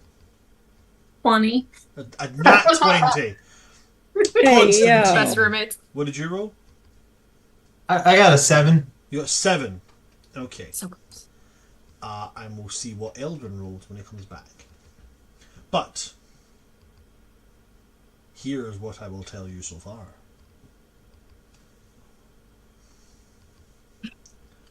Achillia, Mm-hmm. Constantine, Mm-hmm. Dia. You will all be on the same floor. Hey, let's go. The same floor. Does that mean same dorm? Same dorm. Eldwin, could you please, for me, roll me a D20? That is a 19. 19. Yeah. On a 19, Eldwin, you are on a dorm by yourself. What I mean by that is you don't have any other members of the party. Rista, you're the same. Well, I'll catch up again. No doubt you will. No doubt you will. So, what I'm going to do is I'm going to go to Rista. Because Rista, I'm going to roll to see who your dorm mates are. Interesting. So, what I'm going to... Well, first off, actually, I'm going to roll a charisma roll. Just for something. Okay, that's a fairly high charisma roll. Now I need a D100 roll. And another D100 roll. So how is everybody? How y'all doing? Pretty good. Pretty good. Okay, Rista. As you step out into this dorm floor, it's a fairly standard living space. So there's lots of like plush chairs, bookshelves. There's like a fire pit in the middle of the room, which for some reason the fire is smokeless, but it's burning wood. But you know, magic school, things happen. There is how to describe. There's like, you know, hanging baskets of like herbs and such, and there's like a cooking space, and you know, it's a lovely cozy little kind of like communal space area. And the room is circular and segmented into 5 different segments, very much like the stained glass window that you've seen earlier on. And as you step into this space, 4 other people step out with you. 2 of whom you will recognise for the sake of brevity and also to give you some similar faces. You will see Aurora and her brother. You will also see with you a... bear with me, I'll just pull up the list. You're also going to see with you a... what appears to be, at this moment in time, human, femme-presenting person. They have, like, tight, curly hair, which is black but with like flashes of bright green. She also wears makeup that matches that, like black under eye but with like an over eye like outline of green, and lipstick that is so dark green it almost looks black.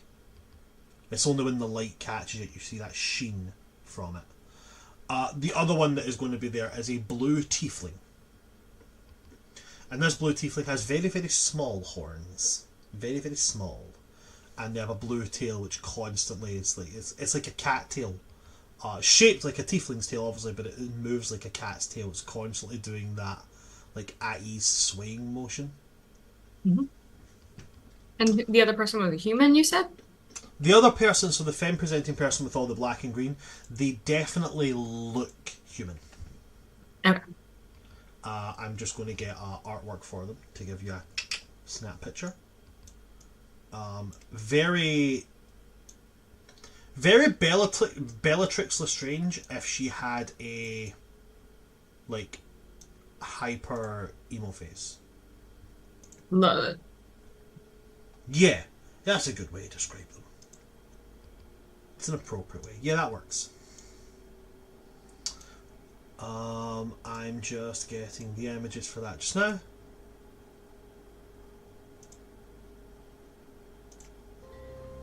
And like I said, the other one, blue skin tiefling. They all step out and they've all got the same kind of look on their faces of, you know, mild surprise and also curiosity at looking at the 5 doors and the segmented parts of the room. Anyways, isn't this supposed to be first year dorms? It is, yes. Okay. They are first year dorms, yes. Okay.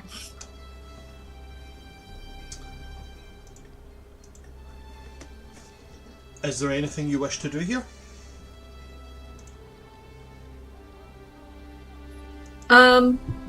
I guess I looked to Aurora being like, aren't you supposed to be didn't you say you were a second year? Did I say I was second year? I thought you said you were an upperclassman. Oh, no, definitely not me. I would never mislead a new student. As a also new student. Oh, you little cheeky. Well, it looks like we're all gonna be in a dorm together. Definitely, it is going to be so much fun. Definitely did not twist arm of people through sending message. You did what? Absolutely not. Your hair is so lovely. Thank you, it floats. No, you have to teach me how to do that. Oh, you have to be an nerd, honestly. It's an elemental thing. I'm stuck with my father's hair. It always hangs so black and straight down. Honestly, it's like he's trying to paint a stereotype. Oh, look at me. I like to drink blood and have long black hair. Blah, blah, blah. Oh, well, please. It absolutely suits you. Now you think. Yeah, I don't know where my brother gets his from. I also love your hair. What was your name again? I didn't catch it in the courtyard. It's because I didn't give it. Okay. I'll get it eventually. Aurora's going to look and she's going to speak in a dialect too. And he's going to turn and kind of snap back at her and she's going to say, "Don't listen to the whiny guts over here. My brother's name is Lucian." Lucian, it's a pleasure to meet you. Is it? Well, and you two, what are your names? I'm Rista. The blue tiefling will come over and he will take your hand, and as he shakes your hand, he bows. And he's like, "My name is Cedric Villefort. It is a pleasure to meet you. This is very, very comfortable. Question. Does anybody mind if there is to be climbing apparatus on the walls? I am used to climbing." I guess it's the common space. To explain, I am not strange. I come from a circus. Oh, fantastic. Would you want to put some kind of acrobatics rope on the ceiling? No. Simply, I am, how you say, ambidextrous. but with You would need to feet as elaborate. well. I can climb and hold on to things using feet. Wow. It is. Well, isn't that a skill I wish I had? I can That's so teach you if you impressive. like. It is all about just doing small, tensile grip exercises with your toes every morning for about 15 minutes. For roughly 20 fantastic. years. I might have to learn about that later. It can be a dedication, but the most dedicated acrobats are the ones who do their exercises. Oh, that is incredibly impressive, and I don't mind you putting anything in the common space, do any of you? If anything, it'll add interest. Aurora and Lucian are sitting in some of the the seating areas. They're just like, it is no problem for us. Dampier can walk on walls already. We are fine. Oh, don't I feel a little left out? Didn't you not say something about your hair doing the magical floaty thing? Oh, pish posh. It's such a nobility thing. Did I say that? No, not me. Oh, booey. The other one, the girl with all the kind of black and green, she's just kind of like milling around in a corner and like every now and again just like prodding a wall and just being like, Are you looking for something? I'm just trying to see if it all makes sense. Trying to make sure it's real, not an illusion.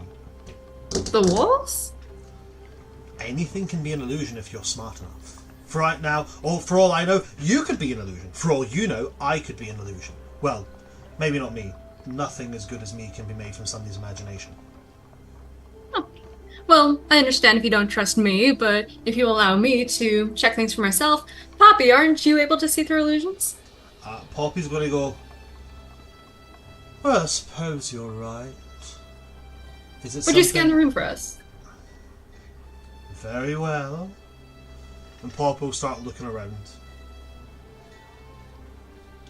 No, there's no illusion here, except perhaps the illusion of superiority coming from the monochrome twins over there.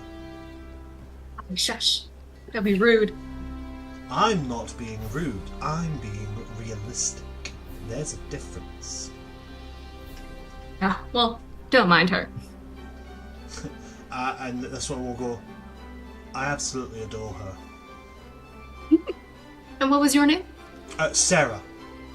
Sarah, nice to meet you. I shake her hand.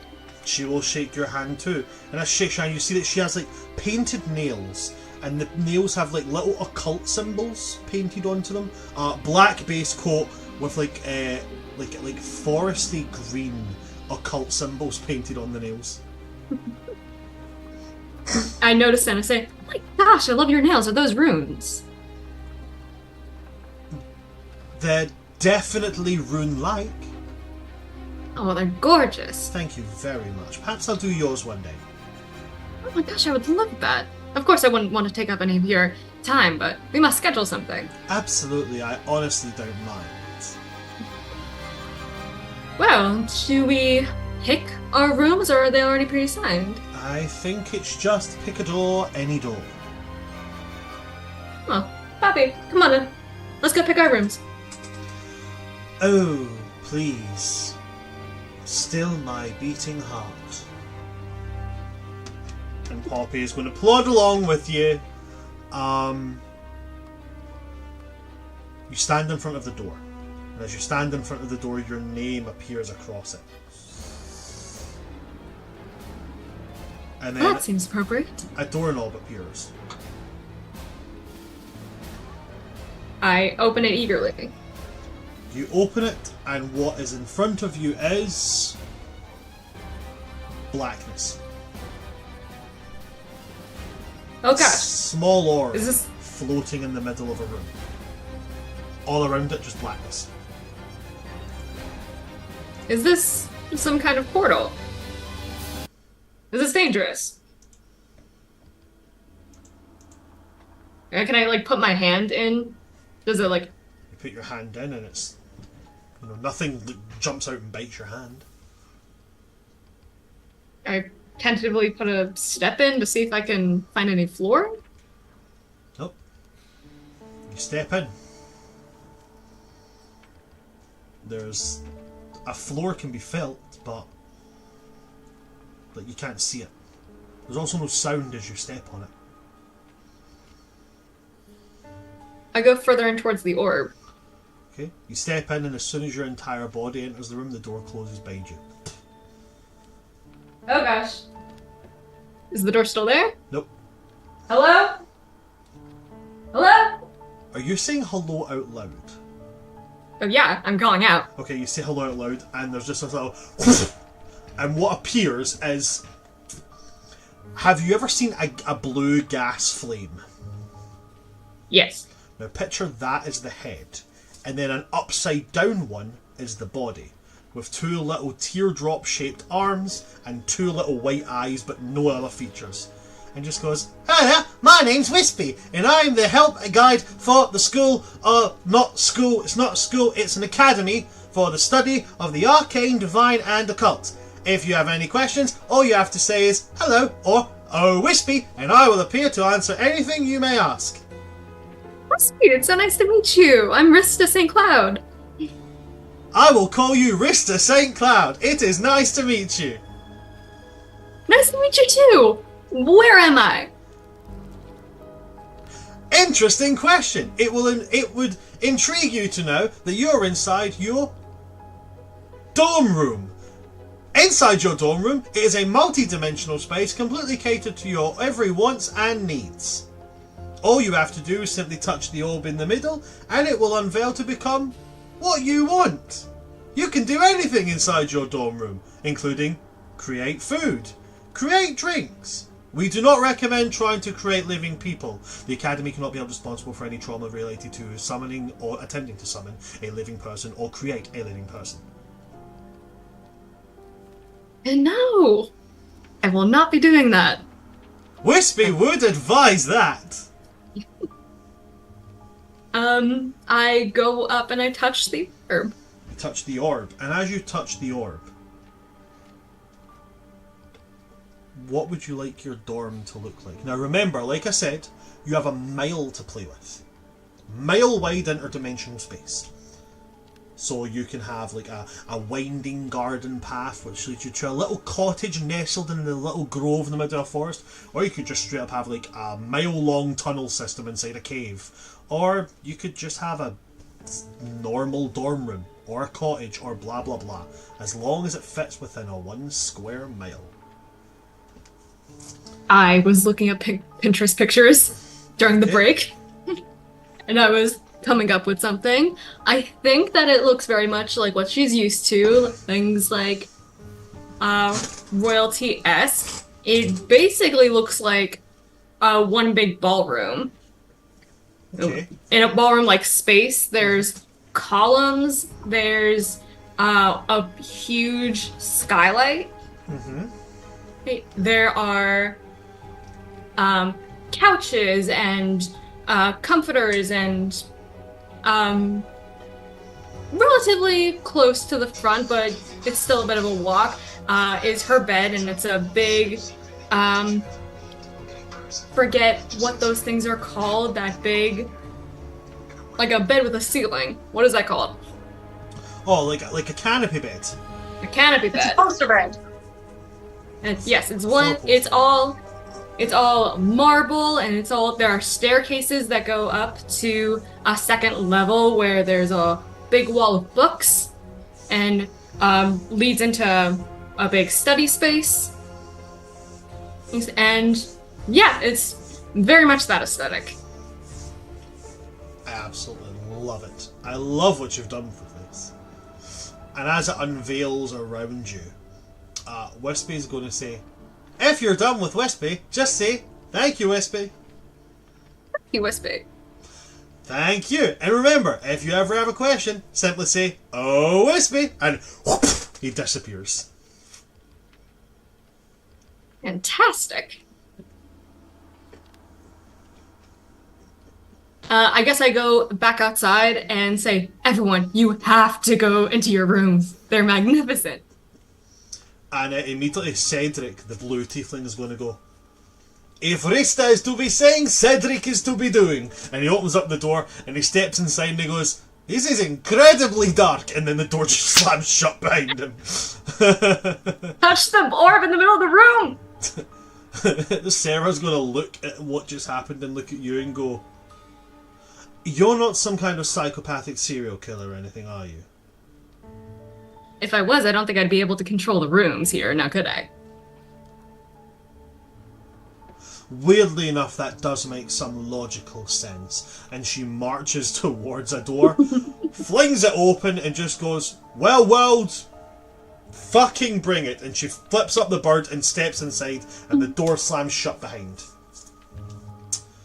And Aurora is going to look to Lucian and just go, well, you have to go first. You're technically the oldest.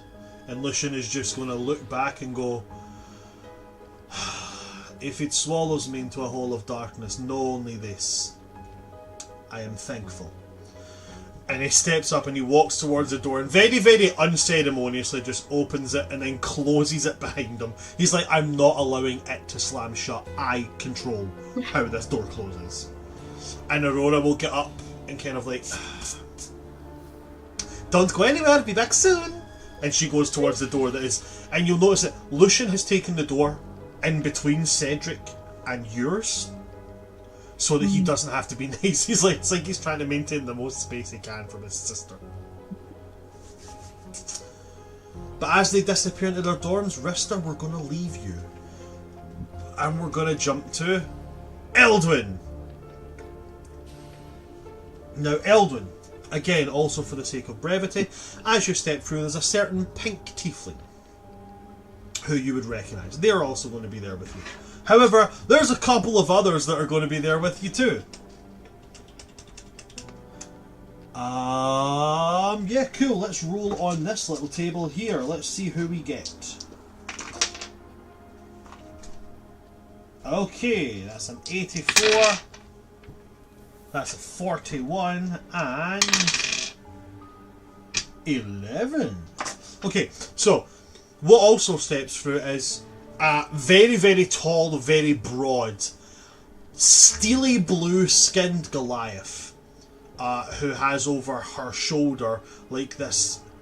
It's like a bearded axe, but it's got like bag straps hooked on it that she's using to carry her stuff. You've also got a gnome who is like fidgeting with things in their hands, and every now and again just reaching into their pack and pulling out some other part, twisting it on and then moving it around, constantly fidgeting around, never really standing still at any given point. And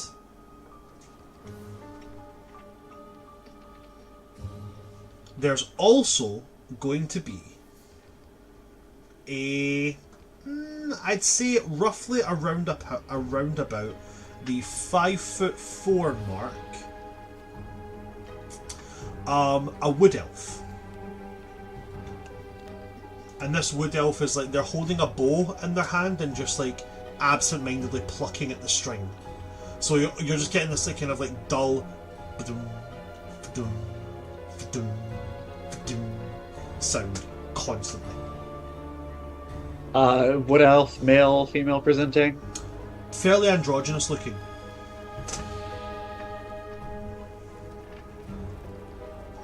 Love a bit of androgyny thrown in there. I really do, sorry. I know I gave a look. I stopped controlling my facial expressions for a second. Alright. Again, very much a similar description as what I described to Rista with the central living space. Totally. Eldwin will walk in and see Ambrosia and go, "Oh, fantastic, I was hoping I would see you again." Ambrosia will look and go, "Eldwin, I'm so glad that there's someone that I know. It's really, really good to see you." Oh, thank God. It's so much easier when you don't have to meet everybody. So, okay, what do you think we do here? Let's see. 5 of us, 5 doors. I suppose it's just between us to pick a room and set up our stuff, unpack, you know? Okay. Do you have But a we should preference? also introduce ourselves to the others. Oh, of course, of course. And she's going to turn and go, hello, everyone. And the other three are going to turn and look over at her. And she's going to say, it appears we're all going to be living together, so we should probably get to know one another. First off, hi. My name is Ambrosia. Ambrosia Swindon. And this is my friend Eldwin. Hello. And you see Eldwin, like the kind of Goliath is just kind of standing there with like a look of like, what the fuck is going on?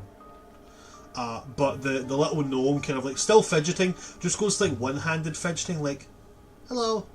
Goes right back to fidgeting. The wood elf just turns and looks at you, but still doing the dum, dum, dum of their bow. Right. Well, since you're lacking in etiquette, at the very least, you could share your names. Hello, my name's Tova. I'm not entirely sure what etiquette means, but if it was... That much is clear. I don't know if that's meant to be a compliment or not, but, Yes. Very much so. Okay, well, then it's alright, you're safe. But yeah, I'm Tova. I don't really know what else to say on that. Yeah, and then the little gnome is going to look up and go, almost in the direct like, hi, my name's Gidget. I like to build things. I sweat a lot when I'm nervous, and I don't know, the last school I was at, I accidentally, blew it up. Hi, I'll try not to blow up anything, I swear. And the wood elf is just gonna look at them and just like, oh, I've never blew up a school. At all. So I'm not entirely sure what to say to that one, if I'm honest with you. Hi, does anybody mind having pets? No, not at all. Okay, grand. And he is going to take out like a small rock and be like, you don't think they can like see us or anything, do you? What? You know, the birds.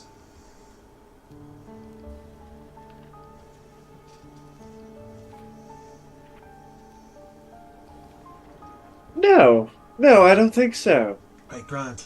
No, I think we're safe here. You know they work for the upper class now, don't you? Of course they do. And the squirrels work for the mafia. Listen, heard that I should too. know. My I can fox talk. let I me can know. talk to animals, right? I can talk to animals. They told me this. From his incredibly vibrant red hair, this little red squirrel is just going to pop out and just look at you with like a look that says, "Don't tell him I've had him on the hook for so long now. Don't blow this." But yeah, they're going to take out this rock and they're going to like drop it on the ground, and from it, they're going to summon their ranger animal companion, which is a reindeer. Oh my god, hi. Hi, so my name's Alarin, and Hi, hello. this is Alon. Alon is... Do you think I could pass him off as a dog? Yeah, absolutely. Grand, right. He'll shed his antlers like, once a year, so if you find a piece of antler lying around, it's all grand, it's fine.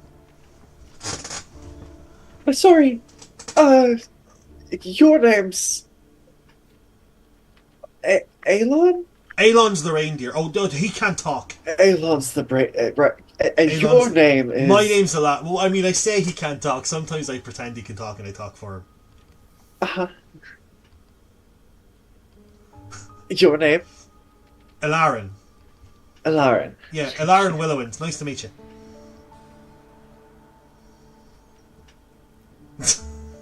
Yeah, that's fantastic. It's fantastic to meet you. Eldwin LeFontaine. Elden LeFontaine? Left on tape. No, I'm not going anywhere. I'm staying right here. I like the room dead center. I think that one has my name on it. She's gonna go to it. She walked towards it. Dead center. Does he know it's a circle? What? So, like, presumably there's, like, an entry from the dorm, and then there's one dead ahead, right? Yeah, but he thinks you mean the room. You mean the room, in the center of the room. Yeah. He's a Willowwind, Charlie. You should know better to expect much from them.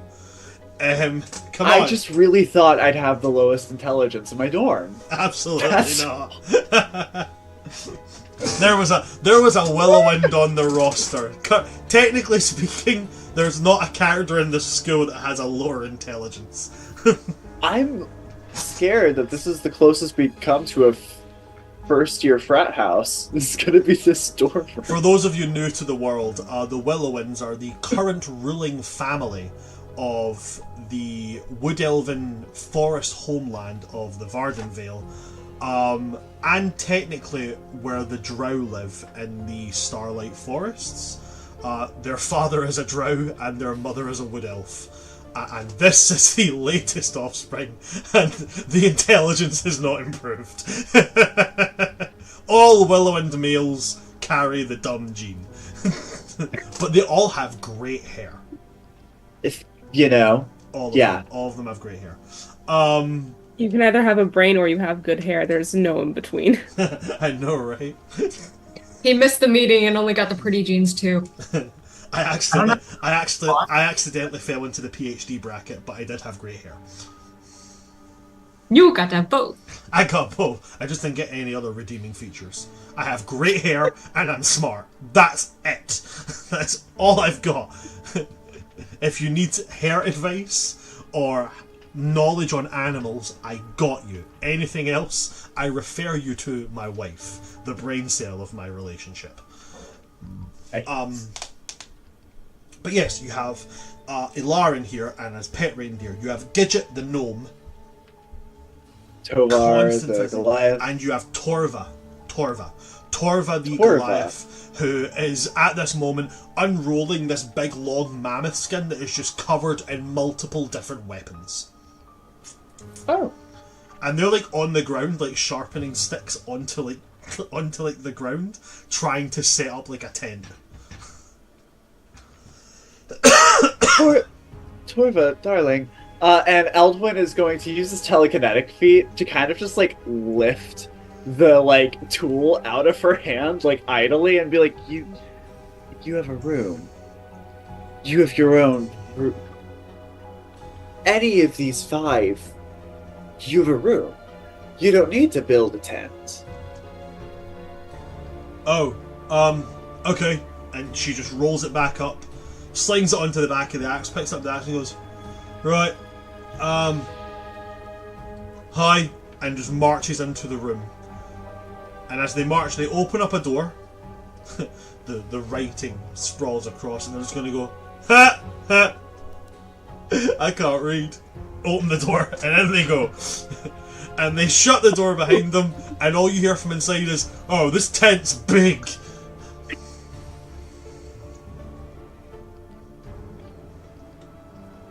Ambrosia? Yes, Eldwin? Please have a pick. Well, whichever one you pick. I'll probably take the one next to that. Just, safety. Are you a bit more of an antisocial type? I wouldn't say I'm antisocial. I'm just... And she looks over to Gidget, who is messing around with something that looks suspiciously like some kind of grenade, and Ilarin, who has, like, an arrow in one hand, and is like...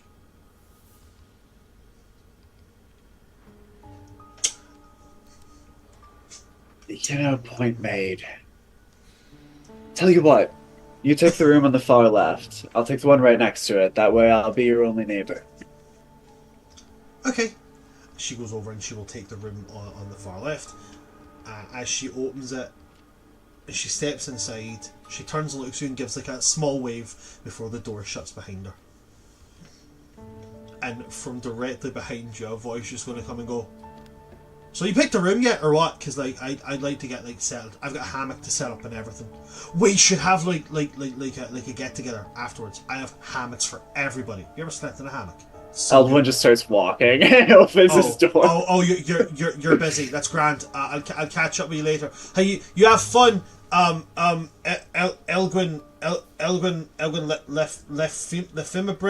let. You have a good one, Eldwin.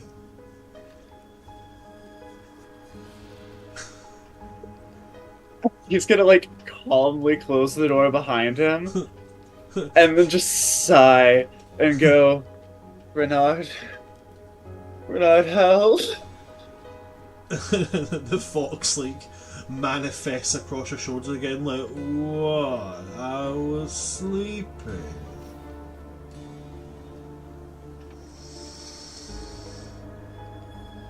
What?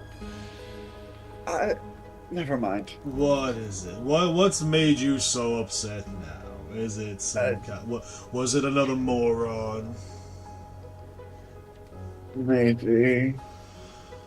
How many times do I have to tell you? You're gonna have to start treating them nicer. Otherwise you are never gonna make friends. And if you don't have friends, then how are you gonna have cronies to boss around?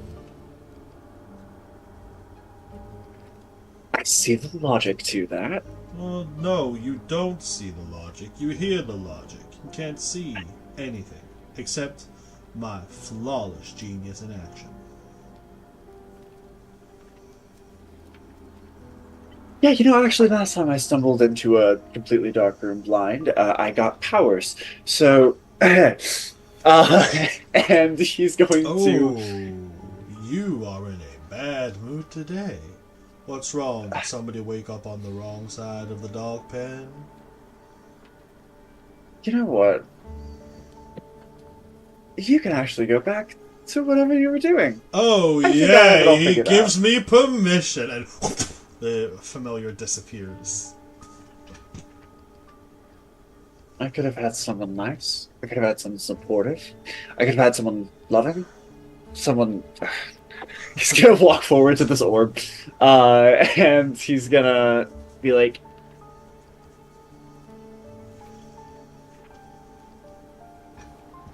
okay. And he's just gonna touch the orb. You reach out, you touch the orb, and what unfolds in front of you? So, at first, this shabby, minimalist, like, wood cabin. Okay. And he sees it, and he's like, I understand what's happening. I get to choose. And it'll start to, like, shift and unfold. And what it's basically going to be is kind of like a studio apartment, sort of. Like, you walk in, there's a living space, there's a little fireplace, there's, instead of couches, just a massive pillow pile. And, a whole cabinet lined with different kinds of tea and different coffee machines for making, like a steam-powered machine or whatever for making different drinks, and a little study desk, but at the end of it all is just this big, like, window wall, I guess, that opens into this balcony, and it's just like the ocean and a night sky without a moon, like a moonless night sky, so you can see the stars and the ocean, but he'll kind of like walk out onto the balcony and sit, like, rest his arms on the railing and look over it and go, okay, I could get used to this. I've never had my own place before. Oh, just a cast of space to call my own. This is nice. And he'll just like probably make himself a drink, and then go back out into the common room and wait for everyone else to come out. Okay. Thank you for that description there, Eldon. We're going to leave you with your room. And we're going to jump over to the other three! We're going to jump over to Dia, to Achillea, and to Constantine. As you guys step out again, very much like I've described before with that common room area. And as you step out into it, you see the other party members around you. But you also see two others. Now, purely down to coincidentally rolling, they're both tieflings. But they both look incredibly different. One of them is bright red skin, scars visible on like the upper arms, definitely from combat. They have like a cutlass at their hilt. They have fine leather boots, black like sealskin trousers, and like they have that kind of fashion where it's like a waistcoat but with nothing underneath. And they have loads of like necklaces with like shells, teeth on them, that kind of thing. They have tattoos on their left arm, and they have like long tied back braided hair. And they're just kind of looking around while spinning a dagger through their hands. On the other side, there is a very bookish looking tiefling with charcoal grey, almost completely black skin. Their hair is pulled back into like a half top knot. And they wear very plain grey robes, and they are looking around while writing, but they don't look while they're writing. They're just like, you know, able to kind of like look around and continue writing without the need to see what they're writing. And they have what appears to be like a box, like a wooden box attached to the belt on their hip.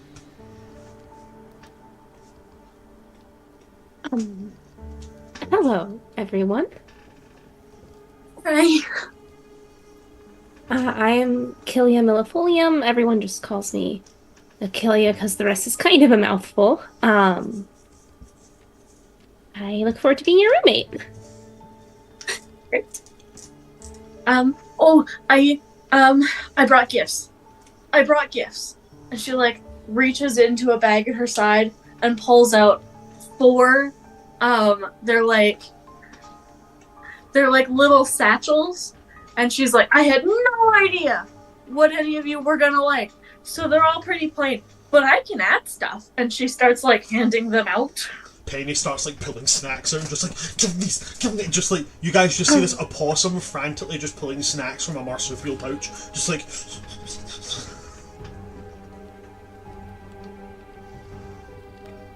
Oh, and my name, who am I? Dia. Sorry, I got excited. Sometimes I forget. That's okay. People forget things all the time.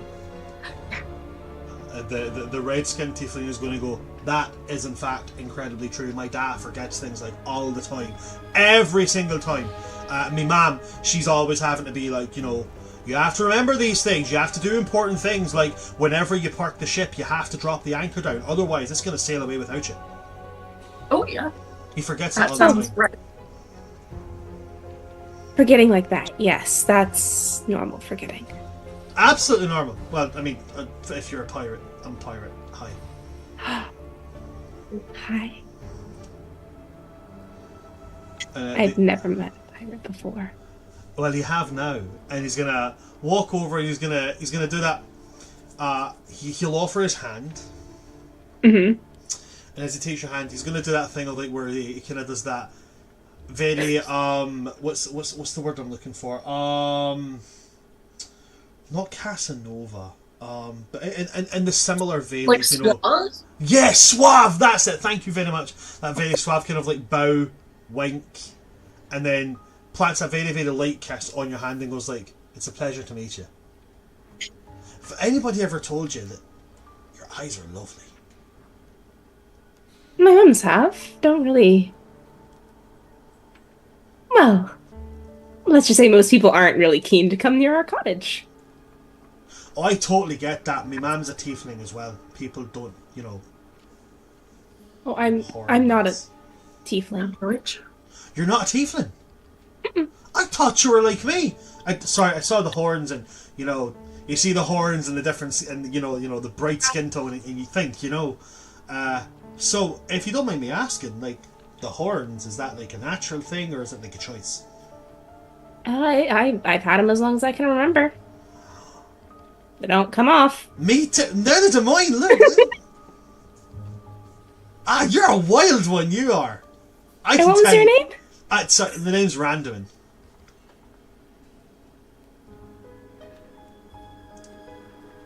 Wait a minute. Wait. Hold on. He's going to lean in and go, would you like to know my second name? Absolutely, I would. Though I should warn you, I'm from the Feywild. I might keep it. There's a stern chance that if you're telling the truth, we might be related. I doubt it. My dad's half Fey. I highly doubt it. That we're related. Not that your dad's half Fey. Oh, right, okay, because I was about to say no, like, for sure, my dad's half Fey. From the Feywild, then, and he's going to switch flawlessly into Sylvan. So, do you stand by the courts, or are you more on the outskirts? And follow Sylvan. Outskirts. The courts are fickle. Are you under, dark, or coven? Take a guess. Well, if you were under, you'd stab me for simply knowing you exist. If you were dark, you'd take you'd take any opportunity to brag about it. But you're being playfully mysterious, so I'm going to guess coven. Mm-hmm. It's not often you see a hexblood wandering around. It's a pleasure to meet you, Achille. It truly is. Pleasure to meet you too. Right, Mum. And he's just going to kind of smile, step back, and look around at the rest of you and go, and what be your names? Again, switching back into the common tongue.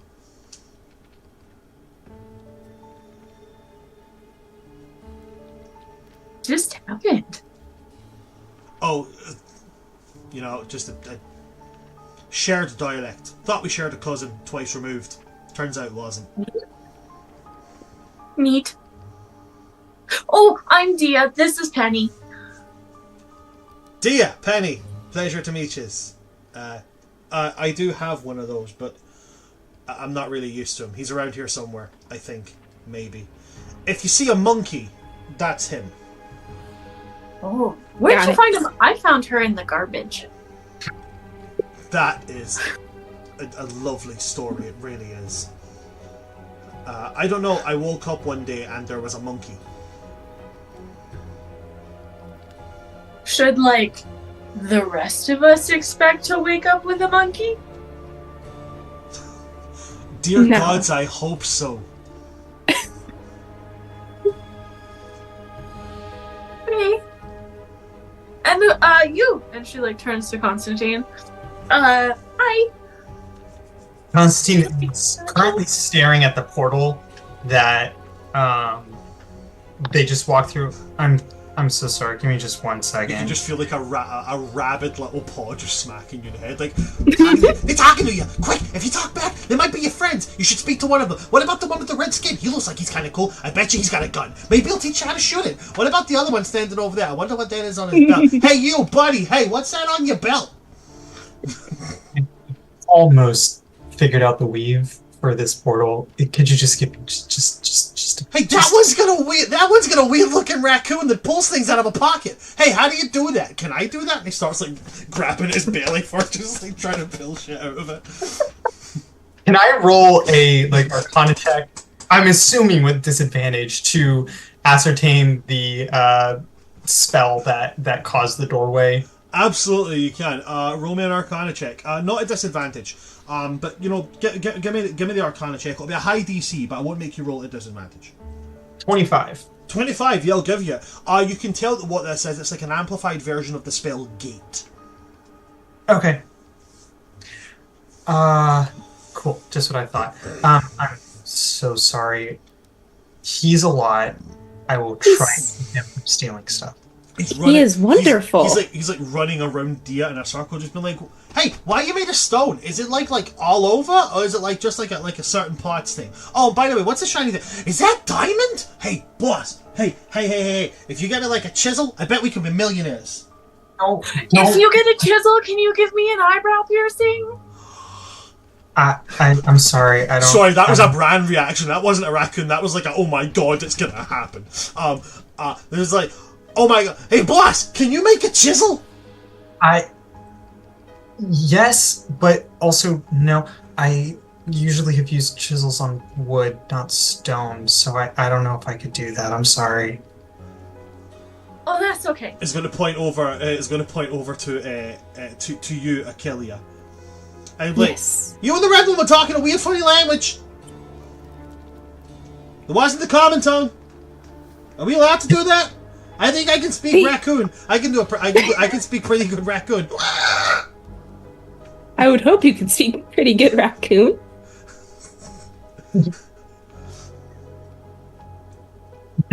Is it possible for me to just apologize once and have that stand per day for everything that he does? Because otherwise, I'm never going to say anything aside from I'm sorry. He is What is your name? He's now chewed a hole through one of the beanbag chairs and is currently inside it. I'm Constantine. That's abandon. Head pokes out. Reckless abandon, I'll have you know. And head goes right back into the beanbag and starts rooting around again. You can probably guess how he got his name. But we have Achillea, Dia, Randuin, and there's a fifth one, right? Yep. Yes. Have they introduced themselves? Nope, they are currently over looking at a door. I prefer to know the people that I live with. I'm going to address the individual towards the door, and you are? These have our names on them. Or at least this one has mine. Do any of you see a name on a door? Dia's gonna walk up to a door and look. Dia, your name appears on the door. Diamond.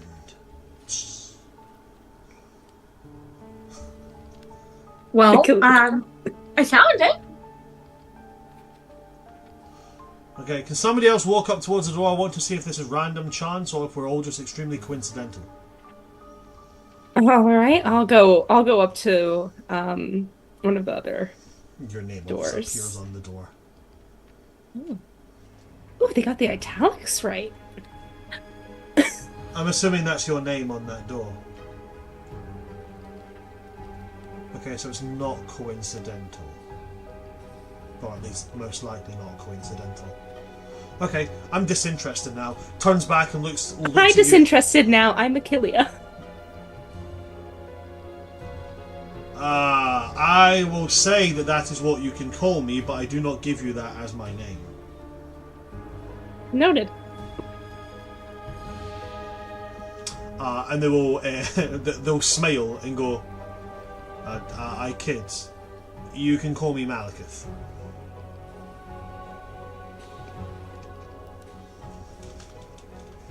What race? Absolute guesswork. I am So doing Malekith on and Randuin are both tieflings. Oh, tieflings, right? Okay. Rolling on the one list of 100 random students I had, I pulled up a lot of tieflings for these matchups in here. There's quite a few tieflings. I think I'm gonna have to kill off a tiefling and replace it somewhere. Uh-oh. No. Please don't. I like the tiefling that I have. I love them. Don't touch Ambrosia. Your tiefling was absolutely 100% not based on Nightcrawler from X-Men. I'm just definitely not. He definitely doesn't have 2 cavalry sabers in his room. Which one? Cedric. Oh, good. Cedric is absolutely based on Nightcrawler from X-Men. He's a blue tiefling with swords. So I'm assuming that these doors are rooms and we'll be sort of living together. That's new. Does anyone know anything about this school aside from what the bird? Oh, I know some stuff. Not a lot. I know the windows are pretty. Okay. I'm going to write that down. Constantine is going to the back of his... That's the... Sorry. I know that it was founded by 2 humans, a tiefling, a furbolg, and a Kalishtar. Okay. I'm assuming that's the 5 people that were mentioned earlier. Yes. Mm-hmm. 5 different people, 5 different beliefs in what magic should be used for, 5 different ways to govern and control the lives of generations afterwards and ensure that they follow your weirdly linear way of thinking.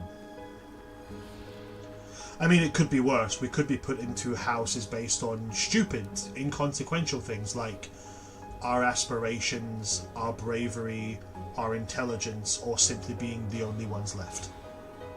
That is... I think I'd be the only one left. Oh, you would never be the only one left. I mean, statistically, there's a 1 in 5 chance you'd be the only one left. Nothing personal. I like that one. I like everybody, but that one said that I wouldn't be alone. I like that one. I like everybody. I like that one in particular, but I like everybody. Which one are you pointing at, Aquilia? Aquilia. Yes. Constantine, you do seem very stressed. If you ever need any herbs, let me know. I'm gonna have some lavender going. I told you I was stressed. Randuin leans right in, like... Everything about you. Randuin leans right in, like... Herbs, you say? Like, what kind of herb are we talking about here? Like... You're talking about herbs, like, for relaxation, I'm assuming. Is that what you're meaning there? I know my herbs. I'll have a lot of herbs. I have a lot in my bag. I have a lot of seeds. I mean, herbs is one thing, but, like, let's leave, like, seeds My for mom's... let's leave, like, seeds for the weekends and that, you know? Oh, I guess. No, my mom's have a very... And I'm talking about my garden right now. I'm not talking about other stuff. Those will get People going later. talking about moms again. I have 2 moms. They're wonderful. Can you tell me what a mom is? A female person who guides you through a lot of things and cares about you. Oh, I think I have 2 of those. High 5, 2 mums. I have one, I think. Maybe. Perhaps. She definitely does one of those things. Do you want to share? No, one of the things I get from my mom is that I don't share very well. Well, well, Charlie and Dan just go, no, she does not. The other tiefling is going to kind of... I'm really sorry to interrupt, but is anybody going to go through their door, or is that a me taking the first step thing? I can go. So, He is like, walks up to her door and is like, well, because what if it's dangerous, right? So I should go first. I'm made of rock. Like, I'll go. And she opens the door and she steps in, like, super confidently for someone who has no idea what's going on. The door And then, slams like- shut behind you. It's dark in here. That's neat. Hello?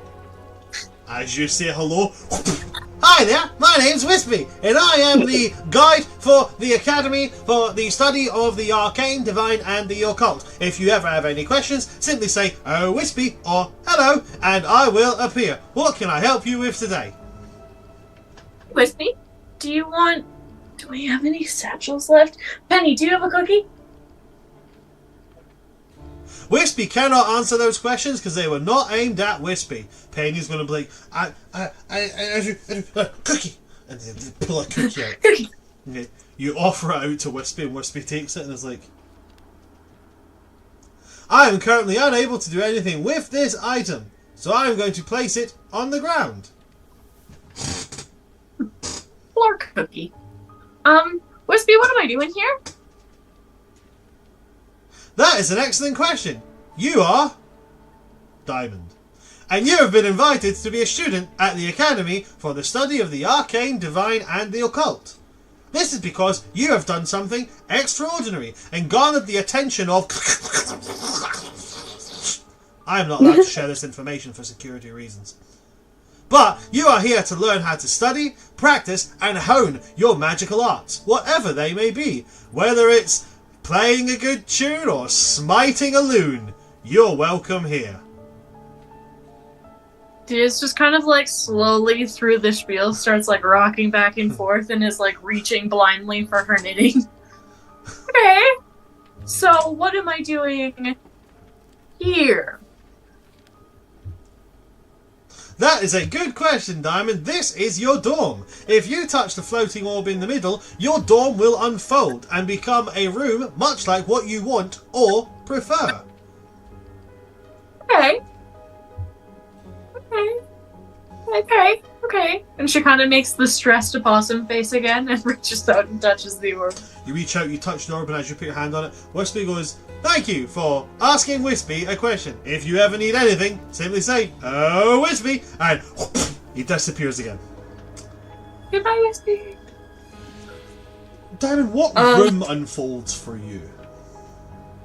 Dia's room is like floor to ceiling stained glass windows, and it just constantly, regardless of what's happening outside, is raining, thundering, it's dark in here, it's got like moody castle atmosphere, and she immediately relaxes into the atmosphere of the room.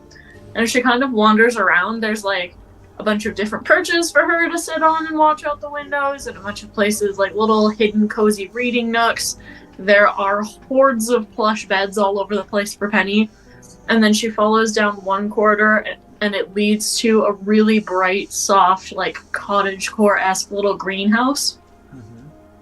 And there's just plants all around. And she's like, oh, that's very good. That is adorable. I absolutely love it. Fantastic. Thank you very much for that, Dia. To Achillea and to Constantine, you see Dia step into their room. The moment their door closes, Malekith, this charcoal-skinned tiefling, is going to go, "Well, now that they've done it, I'm going to be second. I guess I'll see you at some point." And they open the door, step inside, and the door closes behind them. I'm the only one who finds that slightly ominous. I think it's just you. And Achillea's gonna go into her room.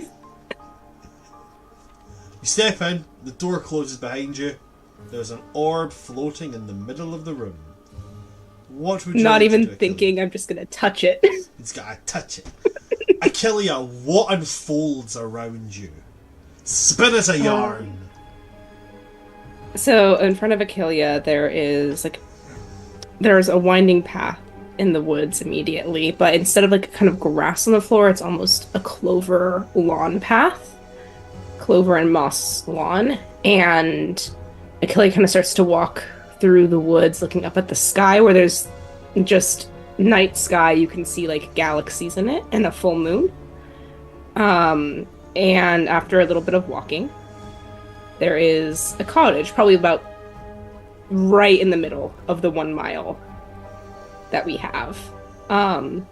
In front of it, there is a very lively herb garden, full of many types of plants, but mainly medicinal herbs.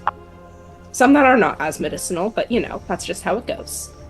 Some of them And- are incredibly medicinal. Some are extra medicinal. Some are really useful for all kinds of things, like glaucoma or arthritis. Indeed. Indubitably. And it's a little thatch roof, stone cottage, really simple. And Achillea just goes into it, and there's just a really simple room. There's a desk, there's a workstation, which is separate for like herbs and everything. fireplace with a cauldron and a small bed kind of in the corner. It's all been set up to kind of be a one-person version of what she's used to for home. And that sounds absolutely stunning. Like, honestly. I'm just like, where, and next to the fireplace, there's a little, like, cat bed that's a miniature version of Achillea's bed. For Fang. Where's this place on Airbnb? Can I book this? I want it. I really, really want it. Fantastic. Thank you very much for that lovely description, Achillea. Constantine, it is you and Randuin, this vibrant red-skinned tiefling left alone. And he's just sitting there flipping a gold coin up and catching it in his hand and just looking at you like... So, you or me, who's next? You know, Constantine's just gonna like... he's gonna walk towards the door. You walk towards the door, Constantine. As you approach it, your name appears across it. You suddenly feel Abandon's hand drumming on your head. I'm like really excited. You really excited? I'm really nervous as well. Do you think there's going to be a room for me? Will I get my own room? Okay.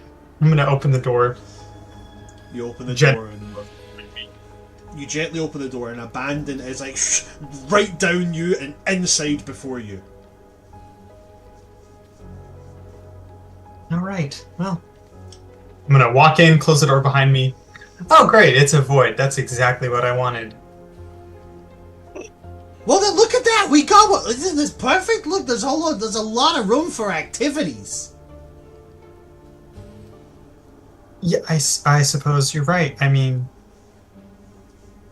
You know, there is something about nothing that is quite calming. I can appreciate that. What's this floating ball thing in the middle of the room? Can I touch it? Can I lick it? Can I keep it? Is it mine? Can we throw it? Can I play with it? Let me check it to make sure it won't make you explode. They're jumping, doing like the toddler grabby hands. Can I make an Arcana check on the orb? Yeah, absolutely. That's a 15.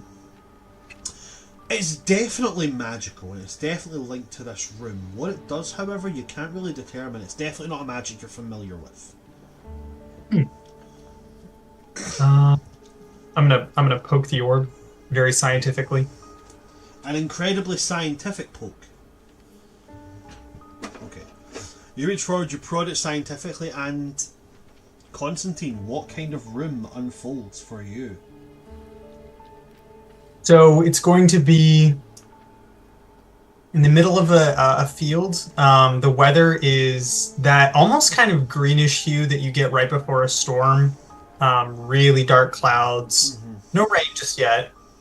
It's going to be a slightly older, a little bit more like polished mystic version of a farmhouse. 2 stories.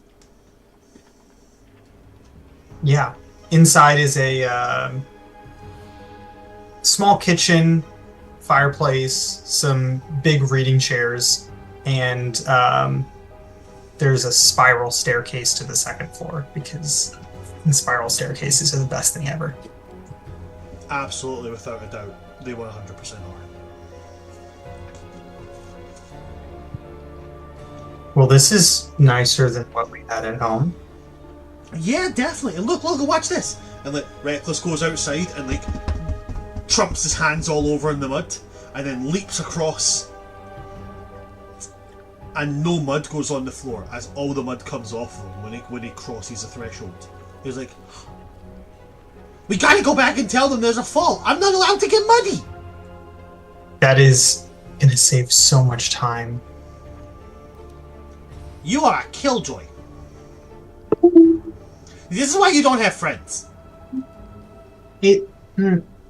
I don't have friends. You have me. Yeah, and I don't really want you either, to be perfectly honest. Listen, I worked really hard to get here. Like, familiar school was really challenging for me, but I got past it, and I got here because, like, the thing is, me and, like, my wife, we had, like my sister, she had a baby, and there was, like, there was, like, a whole, like, mess and, like, a whole caboodle, and the kid had, like, they had, like, no arms and no legs, and my sister died, and I had to take on the baby, and, like, you know, it was really hard to get by at times, but every time I seen that little kid's face, it just made it all worth it, and that's what I did to get here. True story. Okay. I'm guessing he's told a version of the story before. He has definitely told stories about how he became your familiar. That is the only similarity of the stories. That they all end with him becoming your familiar. They have ranged in no part to it was a random deal with a dragon. He won you in a game of poker. There was a galactic arcade, and he traded in enough tickets to get you. You know, all along these varying lines of thought and reason.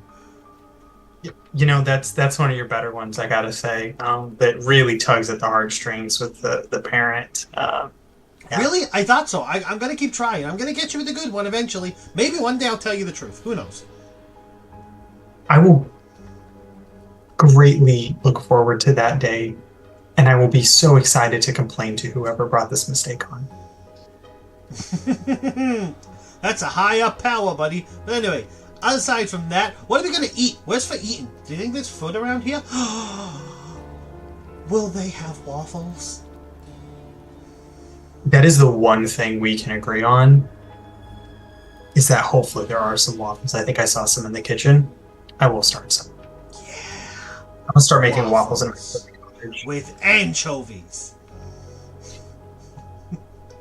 You know, we were on the same page for a full 10 seconds. Well, we ain't even in the same wing of the library, buddy, okay? We ain't on, never mind that. Alright, I'll put anchovies on your hat if you promise me to be calm for like an hour. Cross my heart, hope to die, stick a needle in my eye. Is that legally binding? Can I He's get gonna that stand on? up and he's gonna put a hand behind his back and a hand in there. Scout's honor, promise. Other hand. Pinky swear. Your hand. Oh, okay. Pinky swear.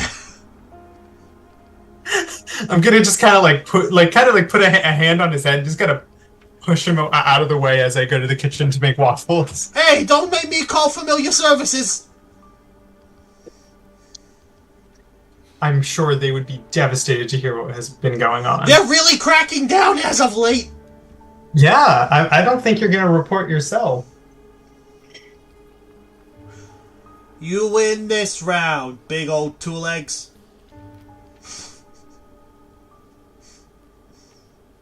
I'm gonna make some waffles and then bring them out into the common room. Oh, I changed my mind. I don't want anchovies. I want an anchovy milkshake and I want dog food on the waffles. Specifically dry dog food. I like to make my own sauce.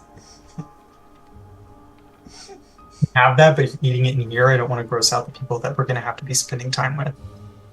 I'll have you know they loved me. You ate a chair. I ate a beanbag cushion. There is a difference. Technically, it's a rest aid.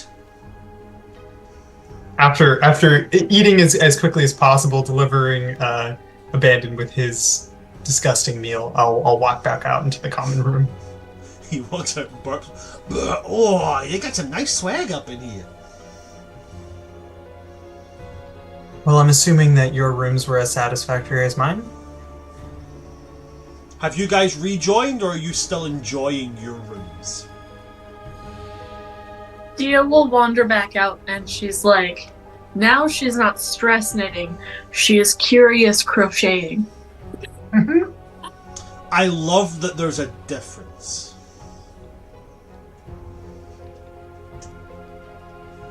Achilles also made her way back out after just like unpacking a bit. Now here's something that I'm going to bring to the entire group. As you all leave your dorms eventually and come to the central kind of living space, and every one of them, for Rista, for Eldwin, for Achilles, for Constantine, for Dia, and for all of their dorm mates, there are letters lying on the table. These are your The curriculum. last time I got a letter, I had to walk like 15 miles to get from for what? Stress knitting. Randon goes, "You sound like my dad. Back in my day, if you wanted to sail a ship, you had to walk 15 miles in the snow with a sail on your Uphill. back." Oh, please. Here, Da sounds hilarious. I'm accent mimicking. That's fun. I didn't know I could do that. That is a new talent I have discovered. In these letters, all of you will find your curriculums, your tables, and you all have the same starting class. I would like a volunteer. Rista got there first. Rista, could you please roll me a d8? D8. One dice of 8.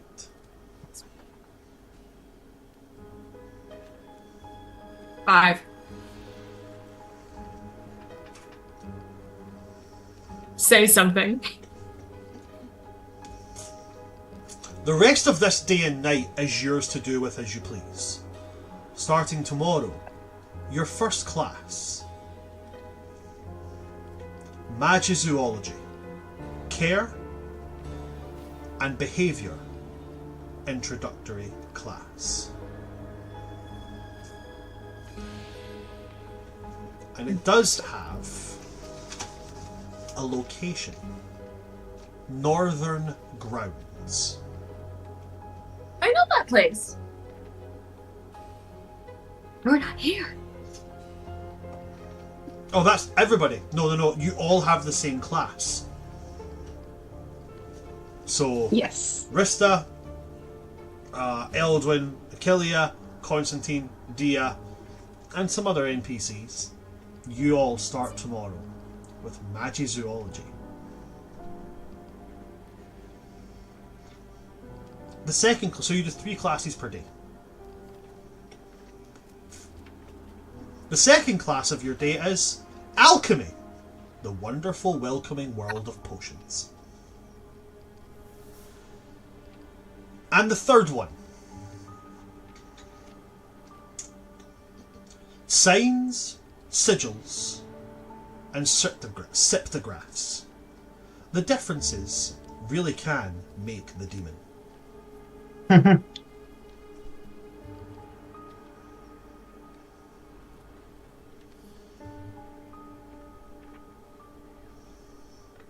But for now, you are free to do as you wish. So I ask you guys, before we wrap for session 1, is there anything that you guys would like to do, or converse with, or speak to, or anything like that, before we take our first long rest? I'll start with yourself, Rista. How late in the day is it? You're talking maybe verging into late afternoon. 4 or 5 p.m. Okay. I think I'm gonna go explore the castle and the places that, students are congregating. Okay, If they are. absolutely fantastic. So you step out of your dorm. And as you step out of your dorm, you arrive in that main antechamber, the entrance hall of the castle. Now, like I said, in the UK we don't say first floor, we say ground floor, and then you have first, second, third, fourth. I understand in America you guys go first floor, then second, third, fourth. So I'll try and remember that, but if I get floors and that mixed up, just ask me, how many from the bottom is it? I'll be able to tell you. So the floor you're on just now is the one that's at the bottom, right? Okay, it's the bottom floor. And like I said, the only stairs that are visible here is the grand staircase that leads up to the wraparound mezzanine on the floor above you. Up there, there are multiple of these stone faces. Along each wall there is 5, and along the wall with the entrance doors beneath them there are 7, making a total of 17 doors. So, And they're all asleep. they're all currently dormant. Okay. Did I get the vibe of when they were saying you'll have to learn our names? Do I have to ask the doors or do I have to ask the faculty? Probably you would ask the doors.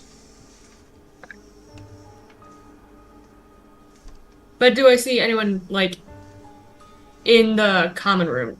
In the big common rooms on the bottom floor? Do I know where these doors go to?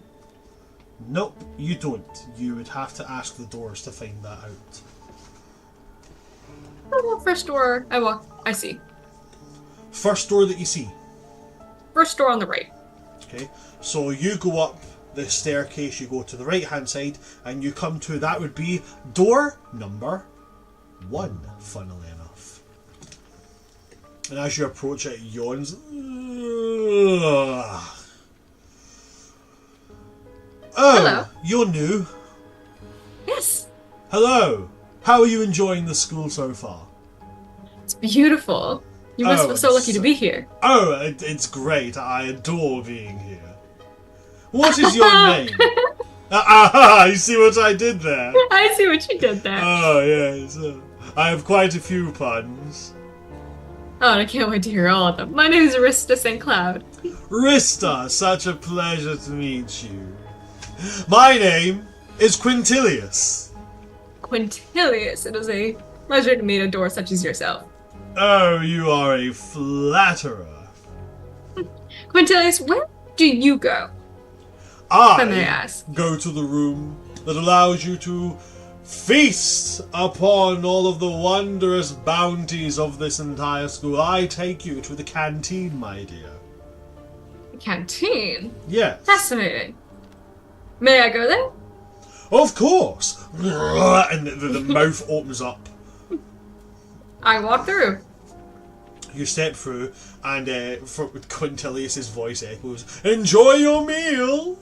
And then it closes again, and behind you, Quintilius's face is closed and dormant. And you're inside this widespread hall with multiple long tables. Is anyone here yet? Yeah, there's a few people milling about. Okay. Do I know which table I'm supposed to be sitting at?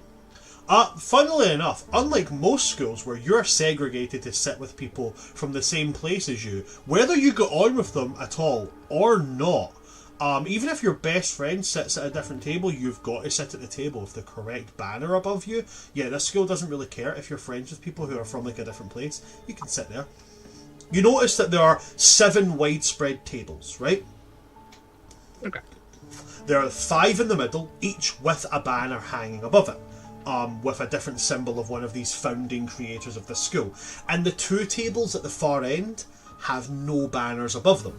However, there is no show of anybody actually adhering to a strict code of policy of like, you have to sit at this table. Nah, there's little cliques and they're like, no, you can't sit with us. Like, you can only sit here and you can only wear pink on Wednesdays. So yeah, you've got them. But yeah, people sit wherever they want to sit. Okay. Do I see any cool kids? What do you define as cool kids? Anyone? Where are the preppy kids? Oh, where are the preppy kids? Oh, okay, yeah, that one's easy. Yeah, you can spot the preppy kids. There is a table where you can see that, you know, several members of what are evidently noble families have collected. You can see Aurora is sitting there. I go meet up with her. Okay. Aurora is sitting with 4 other girls. And as you approach, she goes, "Rista, darling, I'm so glad that you found us. Rista, you have to join us. You have to come over here and join us." Oh, please don't pull my arm, of course. You joke because I pulled your arm that one time. Oh, I kid. Oh, let me introduce you to my new friends. She's going to go, Rista St. Cloud These are, and she's going to gesture to the 4 girls. So the 4 girls are, one of them is definitely a high elf. Okay, she's sitting very prim and proper. She has like the long flowing golden hair. One of them is a drow, like a deep like eggplant coloured drow with white hair and a very sharp featured face. There's also a dwarf here. And so she's going to go through them all. She's going to go this right. She gestures to the high elf and goes, "This is Vela. Vela is the current count of the city of Brightcliff's daughter." And then she's going to gesture to the drow and say, "And this is Morwen. Morwen's mother is one of the grand priestesses of the... I forget, the weird spider goddess who is all about the eating and the, lying to people thing." And Morwen is going to look at her and she's like, "Oh, relax."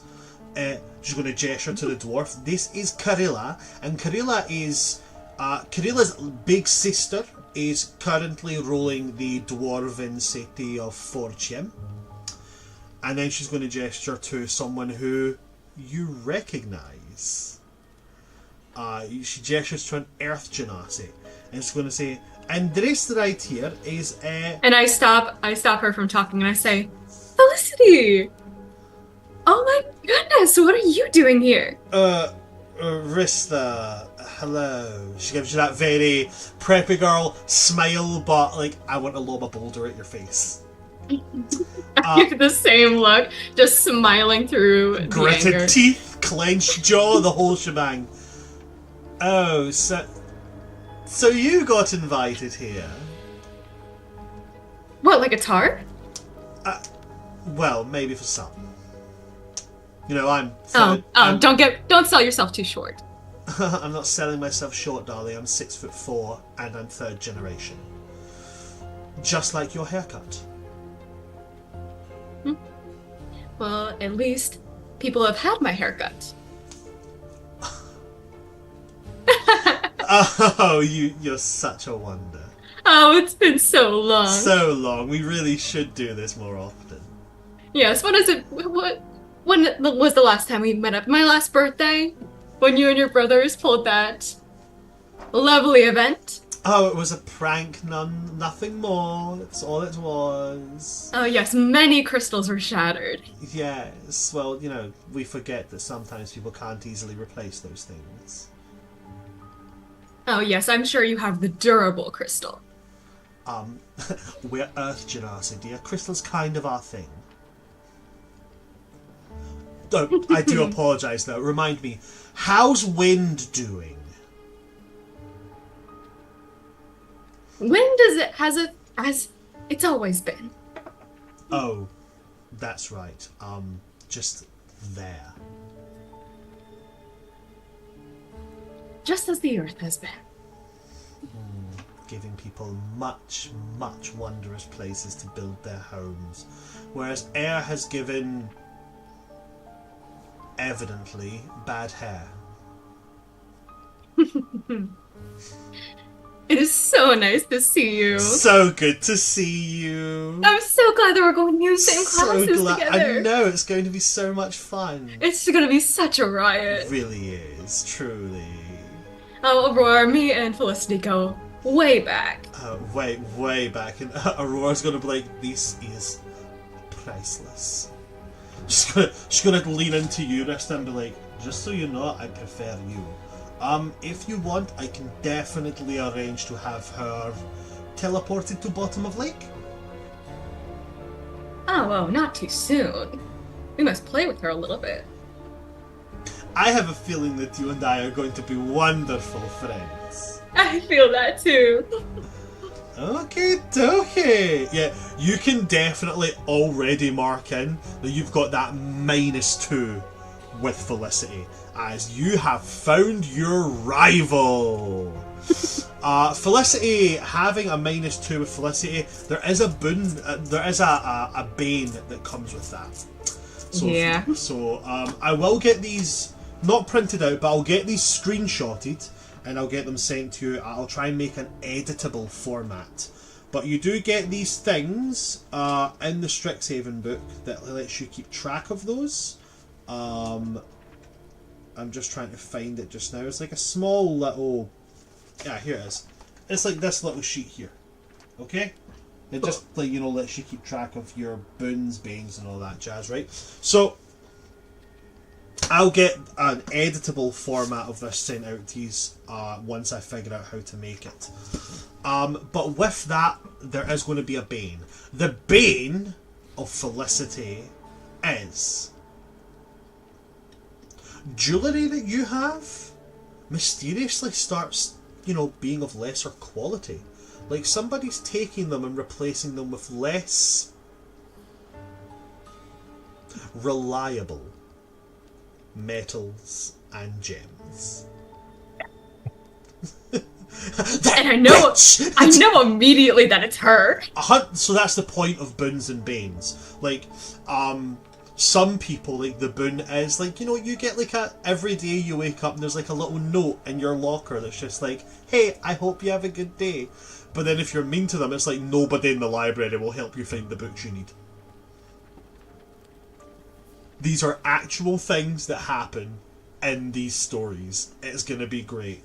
But yeah, so you have the bane of Felicity, and that is that, jewellery that you have, just so like the gemstones are less diamond now and more like glass, and the metal, it's less gold and more highly polished bronze. And I was even thinking about taking the distort value spell, but I was like, no. Rista would have high quality stuff. High quality things, only the highest of quality. Not anymore, I guess. So that's that for you. That's for yourself, Rista. Is there anything else that you would like to do? I bet I'll stay there and chill with the girls for a while until like the hour comes where we all retire to our dorms. Okie dokie. And anybody else have anything they would like to do before we go to long resting? Achillea would like to attempt to find anywhere where she can look at the stars better. Okie dokie. How would you like to do that? I'll head out. I'll take my broom with me, and I'll start, like, asking around with the doors, figuring it out from there. And if I give up, I'll fly. Okay. To give you a reminder, if you do have questions about the school, at any point, as long as you're on school grounds, you can just say, "Oh, Wispy." Oh, yeah. Oh, Wispy? Hi there, my name's Wispy, and I am the guide and information supplying creature for the Academy for the Study of the Arcane, Divine, and Occult. What can Wispy do for you today? Do you know where I can look at the stars in the evening? Absolutely! The Academy for the Study of the Arcane, the Divine, and the Occult has one of the largest astroglaphs and astrodomes in the entire multiversal plane. To reach it, simply go to the door, whose name is Barnabas, and ask him to let you through. He can be located here, and you get an image that flashes into your mind of, so if you go up the staircase and go to the right, and you go to the one that Rista went to, that's door number 1. Working your way round from there, so it'll go 1, 2, 3, 4, 5, along the back wall, 6, 7, 8, 9, 10, 11, 12, and along the wall to the left, 13, 14, 15, 16, 17. If you were to go to door number 14, that is Barnabas, and Barnabas takes you straight to the Astrodome. Thanks, Wispy. You are welcome, and if you ever need anything, as long as you're on school grounds, just remember to say, "Oh, Wispy," and they disappear in this little puff and pop noise. Alright, I'm gonna go find Barnabas, and I'm gonna go up there. Okay. You go there, you go to this door, you approach it, and well, hello there! Hello. Hello! What can I do for you today? You're, Baranibus, right? I'm saying that right. Yes, I don't- Barnabas! You're getting it exactly correct. I'm Achillia. I'll probably be seeing you a lot while I'm studying here. Could you please take me to the Astrodome? Of course I can! And the door opens and you can step through if you wish. I absolutely do. Enjoy your time inside our greatly acclaimed Astrodome! And it closes and you're in a room very much like anytime you would go to like a laser show or like a star show, and it's the chairs that recline back, and it's like the domed ceiling, but this domed ceiling is completely clear. In the centre of the room is a huge telescope.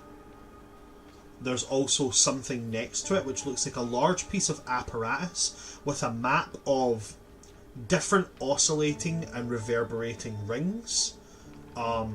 Whatever that is, it's a piece of machinery you've definitely never seen. I'm just gonna spend some time getting used to the machinery, trying to figure it out, getting a feel for place. Okay, make me an Arcana check. Ooh, yay. So with that one. Natural 20 for a 22. Not only can you figure out what this is, not only can you figure out how it works, you know what this is. This is an orrery. Only this orrery seems to be... Usually orreries are located more to a particular area of a planar area. A particular area of a planar area. That makes no sense. A particular area of a planar grid. This one seems to be a universal orrery, covering the grand scope of the entire planar wheel.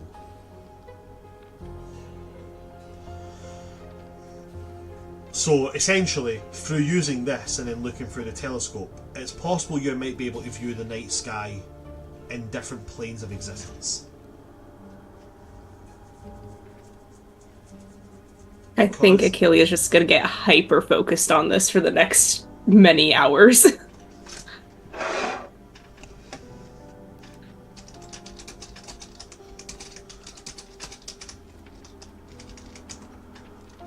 Alrighty, so that's just what you're going to be doing is in here, just staring through this.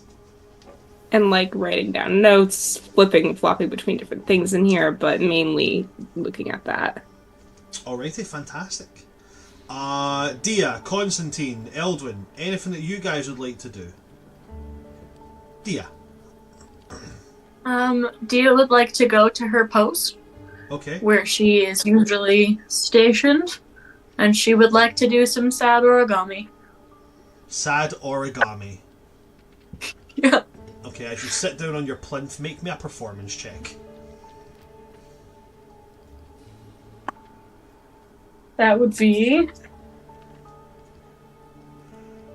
a nat 20 for a 23. On a 23, you make some amazing, beautiful creations with folding these origami paper. Helps to have really, really hard skin so you can get those knife sharp edges. Yeah, and no paper cuts. And no paper cuts either.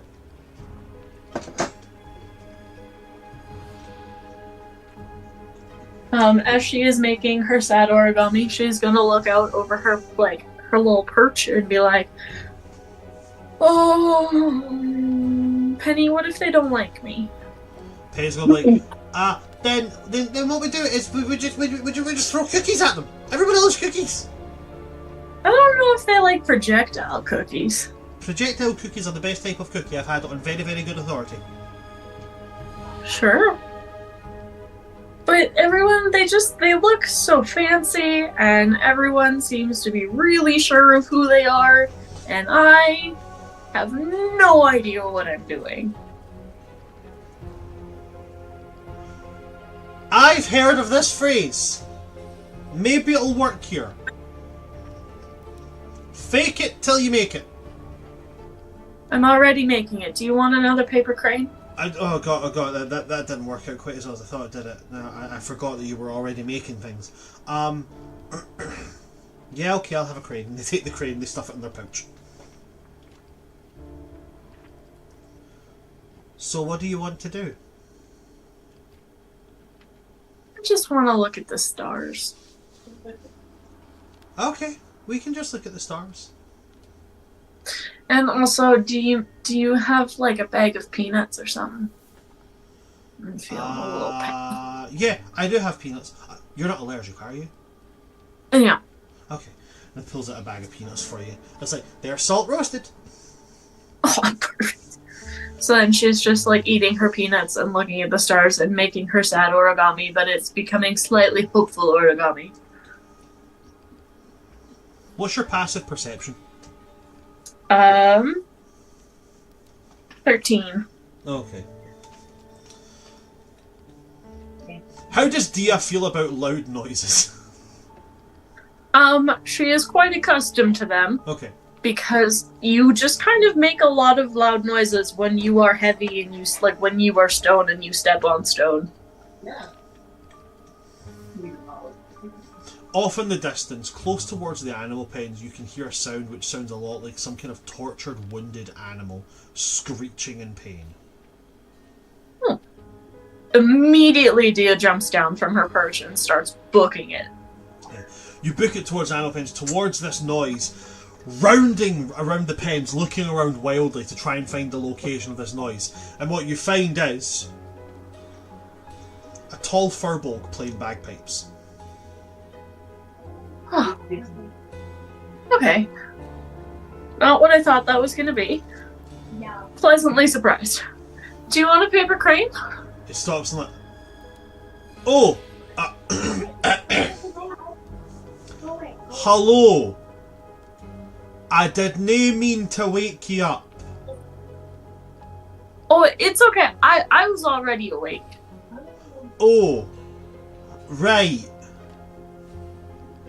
Hello. Hi. Who are you? Oh, my name's really difficult, so everybody just calls me Big Yin. Oh, okay. I'm Dia. Hi, Dia. Nice to This meet is Penny. you. It's Hello, so nice to Penny. meet you. And he's going to reach up. I thought something was up dying. and reach up into the tuft of orange hair and like, this is Nar. And it's a chinchilla. Hello, Nar. Like, hello. You're very cute. Thank you.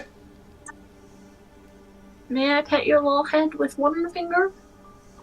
That's a pretty big finger. I know, but it's just the one. Okay. After 5 pets, Bill says, that's enough. Okay. And then, Nar, would you like a snack?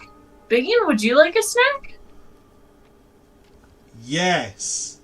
Me and Nar both like snacks. Penny and I too. We love snacks. Snacks are good.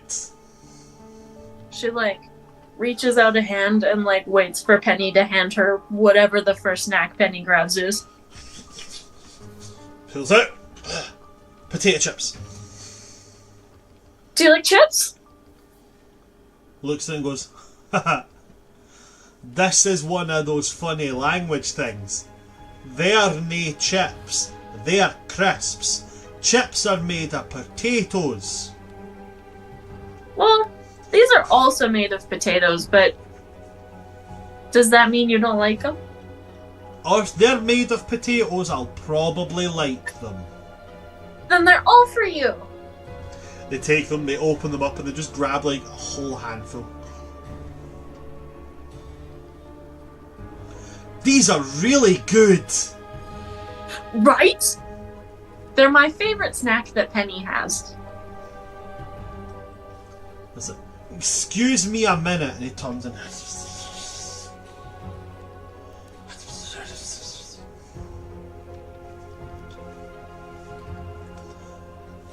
Nar and I would like to invite you to be our friend. Yes, please. Okay, What do we Now do? what? I have no idea. Okay. Ha! And she like, Idea. pulls. Dia. That's good. I like that. That's very good. Penny, do you know what this means? We are going to be able to play charades with more than just me and you? Yes. Yes. I'm And glad she I- does a little happy dance. I'm glad I got that one right. I was really worried about doing school.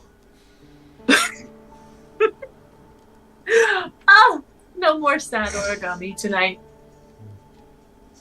That's just kind of. What's sad origami?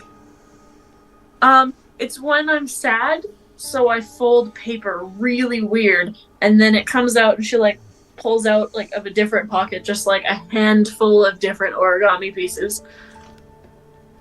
I can digest paper. Wow, that's so neat. I cannot. That's cool. Okay. And Dia, is there anything else that you would like to do for the rest of that night, or is it just spending time with No, your she newly found a acquired friend. friend? She was She's found a friend. ecstatic. She's fine. Fantastic. I believe we have either Eldwin or Constantine before settling in for our long rests. So, Yeah. Eldwin, Constantine, who wants to go first? If they have anything at all. So, personally, Eldwin wanted to slip away to see if he could find the school's library. Oh, okay. Yeah, you can certainly do that. But that's what I'm doing. Oh, whoa! Oh, well then. As you both slip out, how do you guys go about finding the library? I would ask an upperclassman. I would look to see someone who's very clearly been around, and I would just say, "Hey, sorry, just looking for the library first day. Any idea where I might go to find that?" This upperclassman is going to look and be like, yeah. Go to the Great Hall, and you're going to look for the door. The door's name is Miss Moira. Miss Moira? Miss Moira. You're new. First year? Yeah? Yeah. Don't take any book without permission. Okay. Thank you. And they just kind of look at you, then they smile and they go, no problem. Right. He will head up the stairs, make his way to the door he was instructed, and say, bonjour, Miss Moira. And the door...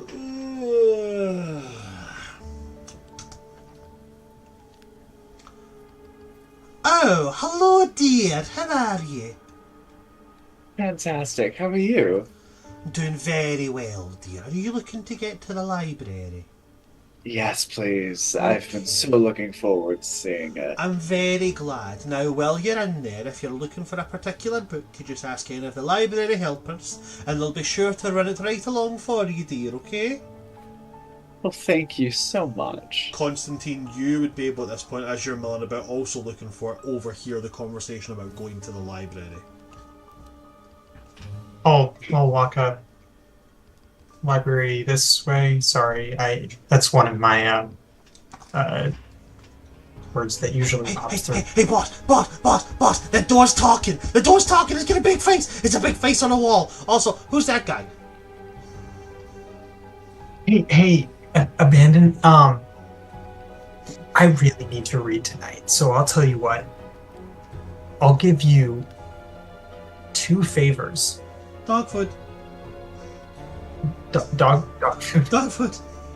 Okay, yeah, sure. Dry kibble. Dog food and dry kibble. Okay. Okay. If you give me those, you just have to leave me alone tonight, and we'll start again in the morning. I'll get... They put the hand on the heart and they go, I promise I'll leave you alone for the rest of the night. I can see both your hands, which means you have to do that. Deal! Dry kibble and dog food. I will find that somehow. I'm gonna turn. Is this the door to the library? This is Miss Moira. Remember her name? Probably. Write it down if you need to. Anyway, right this way. He'll step through the little unhinged jaw door. It's like, do enjoy your times in the library, dears. Remember, don't take a book unless you're given permission. Our librarian is very touchy about the books. Miss ma'am, well, I have 3 classes I need to prepare for in one night, which will be a first. Are you trying to prepare for all 3 classes in one night? Yes, of course. What, do you think I would just show up to a class without preparing? I need to at least have a foundational understanding of every single subject before I begin it. Do you really think they're going to go through the basics of alchemy without assuming that the students don't have a fundamental understanding of alchemical ingredients and, at the very least, the explosive reactions that can be caused when you mix at an incorrect speed or temperature?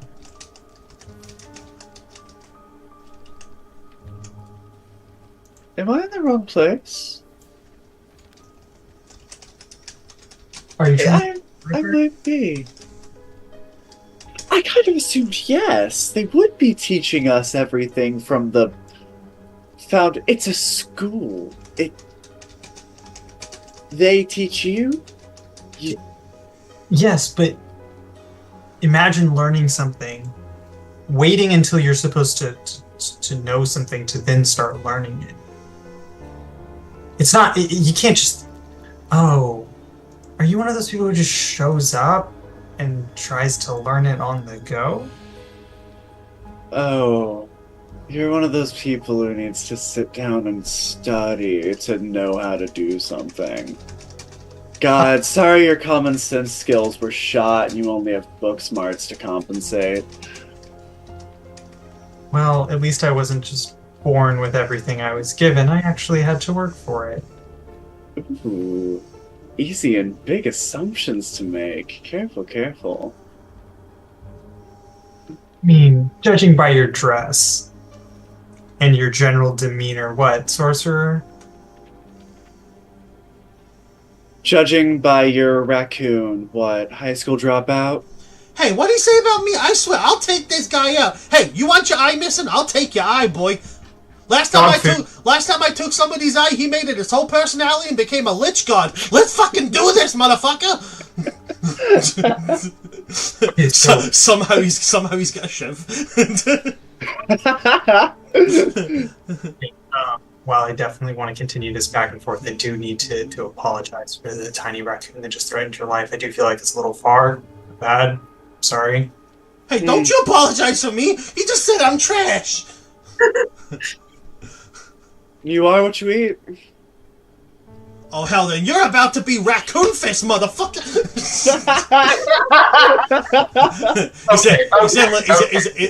He does that, and then he's like, I'm bound by the laws of being a familiar. Can you please tell me to attack him? No, I wouldn't want to put him at even When more. do I ever ask you for anything? You asked me for kibble and dry dog food. That was in return for services rendered. Come on. Well, I thought that I might have found someone to bounce magical ideas off of, but it appears that won't be the case. I'm so sorry. You can read, correct? Or are you waiting for them to teach you that in class? Oh, burn, motherfucker! You know, I was actually taught that, yeah. So hopefully that puts me at a bit of an advantage. We'll have to see. From your back, Reynard is just going to appear lackadaisically out of, like, the pocket dimension that familiars come from, stretches out like, oh, well, I mean, if anything's going to give you an advantage over these guys, it's simply, well, I mean, look at them. Clearly, the higher echelons are not present here in this moment in time. So, hurry yourselves along to the other side of the library. I think they have some picture books if you're interested. You might have to explain what a picture is to your scraggly little friend, but hopefully the raccoon can help. I was reading complicated books on the intricacies of a weave when I was 10. But I believe you probably don't. Do you know what the weave is, or do you just wave your hand and expect things to happen? I know what a weave is. You have one in. A bad one. The raccoon's just like, I'm lost. What's he saying? He's using petty insults rather than any form of actual intelligence, but I wouldn't expect a familiar to have more intelligence than its master. Yeah, that's right. No familiars get intelligent. Wait, hold on. I'm a familiar. What the hell?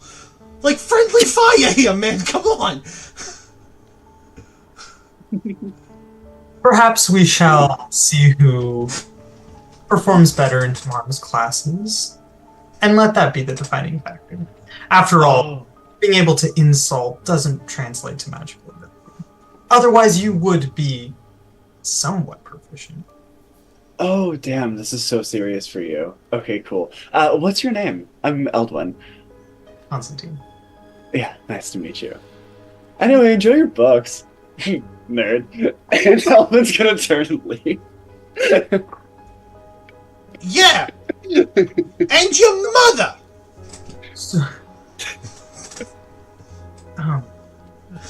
and you know how I usually tell you to not steal, maim, or just in general be a problem? I am really enjoying where this is going so far. Yeah, all those rules do not apply to him in particular. Okay, I'm gonna do everything I can to get that fucking annoying piece of shit in as much trouble as I can get him in. And Yeah, if I can figure out a way to get to the one with 2 legs, I'll get him too. Yeah, just I don't know if I get a replacement if they kick you out. And frankly, I'm a little scared that if you were the first pick, what the second? Kind of rub their neck as soon as you mention first pick. Yeah, definitely first pick. I was the first pick, 100%. It was definitely my turn. What? What are you looking at? God, go back to your books. Jeez. So you're going into the library now? Okay.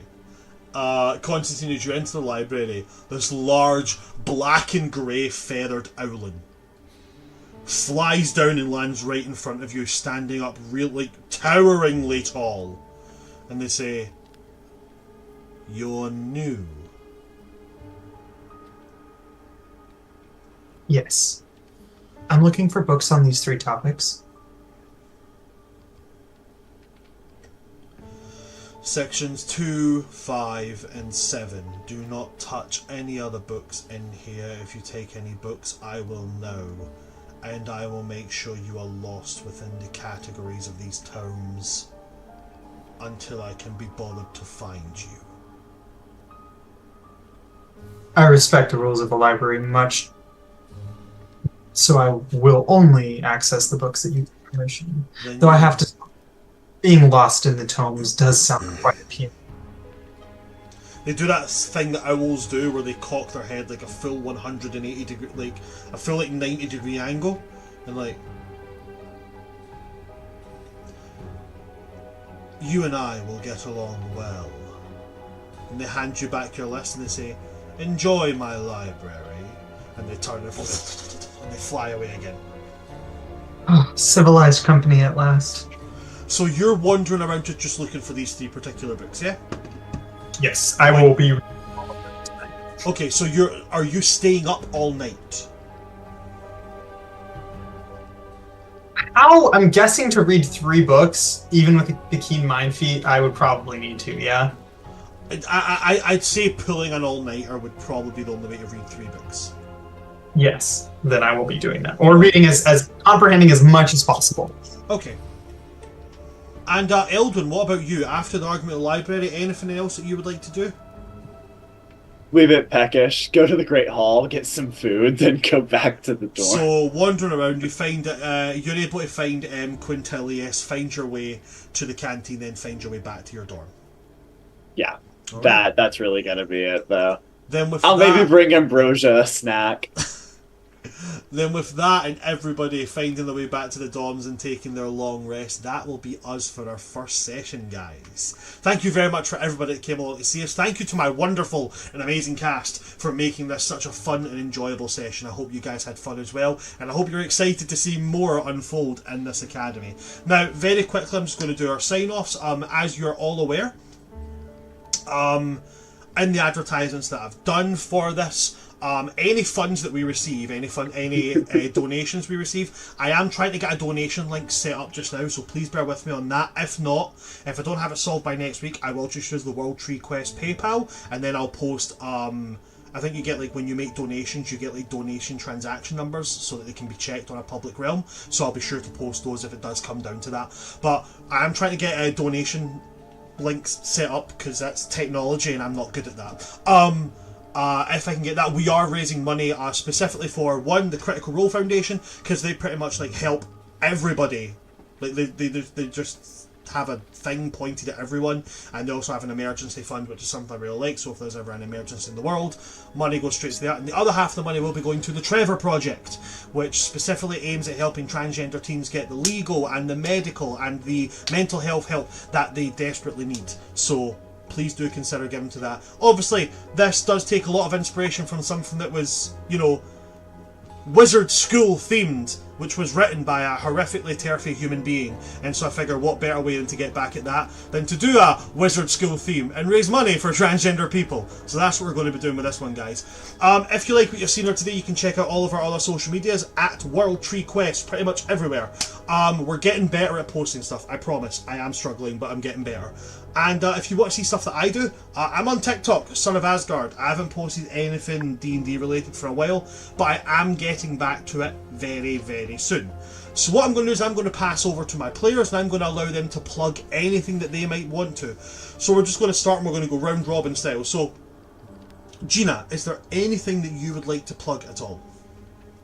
Aside from my outdated TikTok account, I'm all good. Alright, fantastic. Charlie, anything you'd like to plug? We're muted.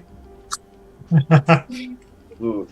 So we will not be having Tides of Chaos this upcoming Friday, so I will not be there, but we'll see you next Sunday for Welcome to the Academy again, and then we'll be back for the 5th Friday for Tides of Chaos, so I look forward to seeing you then. Fantastic, thank you very much for that, Charlie. Ren, what about yourself, my dear? Anything that you would like to plug at all? Schedule's a bit wonky right now, but if you're interested in watching a group of idiots try to stop Grozit from ending the entire world while literally in the hells right now, head on over to Dice Versa Studios. I'll have some spits over on Twitch. Here, I'll get some stuff up on my personal account once we're actually going back on things. We're all having a wonky schedule time right now. My personal stuff is at Changeling Rogue. You can find me Instagram and TikTok are where I'm posting the most. I have Tumblr and Twitter as well, and there you'll find cosplay and art stuff. And right now I'm running $5 sketch commissions for people who donate to some GoFundMes in my bio for helping families get out of Gaza. Fantastic, all worthwhile causes there, so please do go and check those out. Thank you very much for that, Ren. Dan, anything for you at all? Absolutely not. Just Tides of Chaos and we make it. Fantastic. Thanks very much, Dan. And last and most certainly not least, Ems, anything for you at all? Yeah, if you like mediocre SFX makeup, D&D content, or just me looking stupid on camera, then you should follow my TikTok at I Choose No. Fantastic. Thank you very much for that, Ems. Well, if that's it from my players, then that's it for me. Thanks for coming to see us today, folks. I have been your DM of Doom, Son of Asgard, or World Tree Quest here on Twitter, Twitch, and YouTube. With me today we've had Gina Donahue, we have had Charlie 182.0, we've had I Choose No, we have had Changeling Rogue, and we've had Just Dan. from all of us here at World Tree Quest, good night. Stay safe. Raccoons are somehow the best familiars that I've ever played in my life. Also, don't pull a finny. Good night, folks. Good night.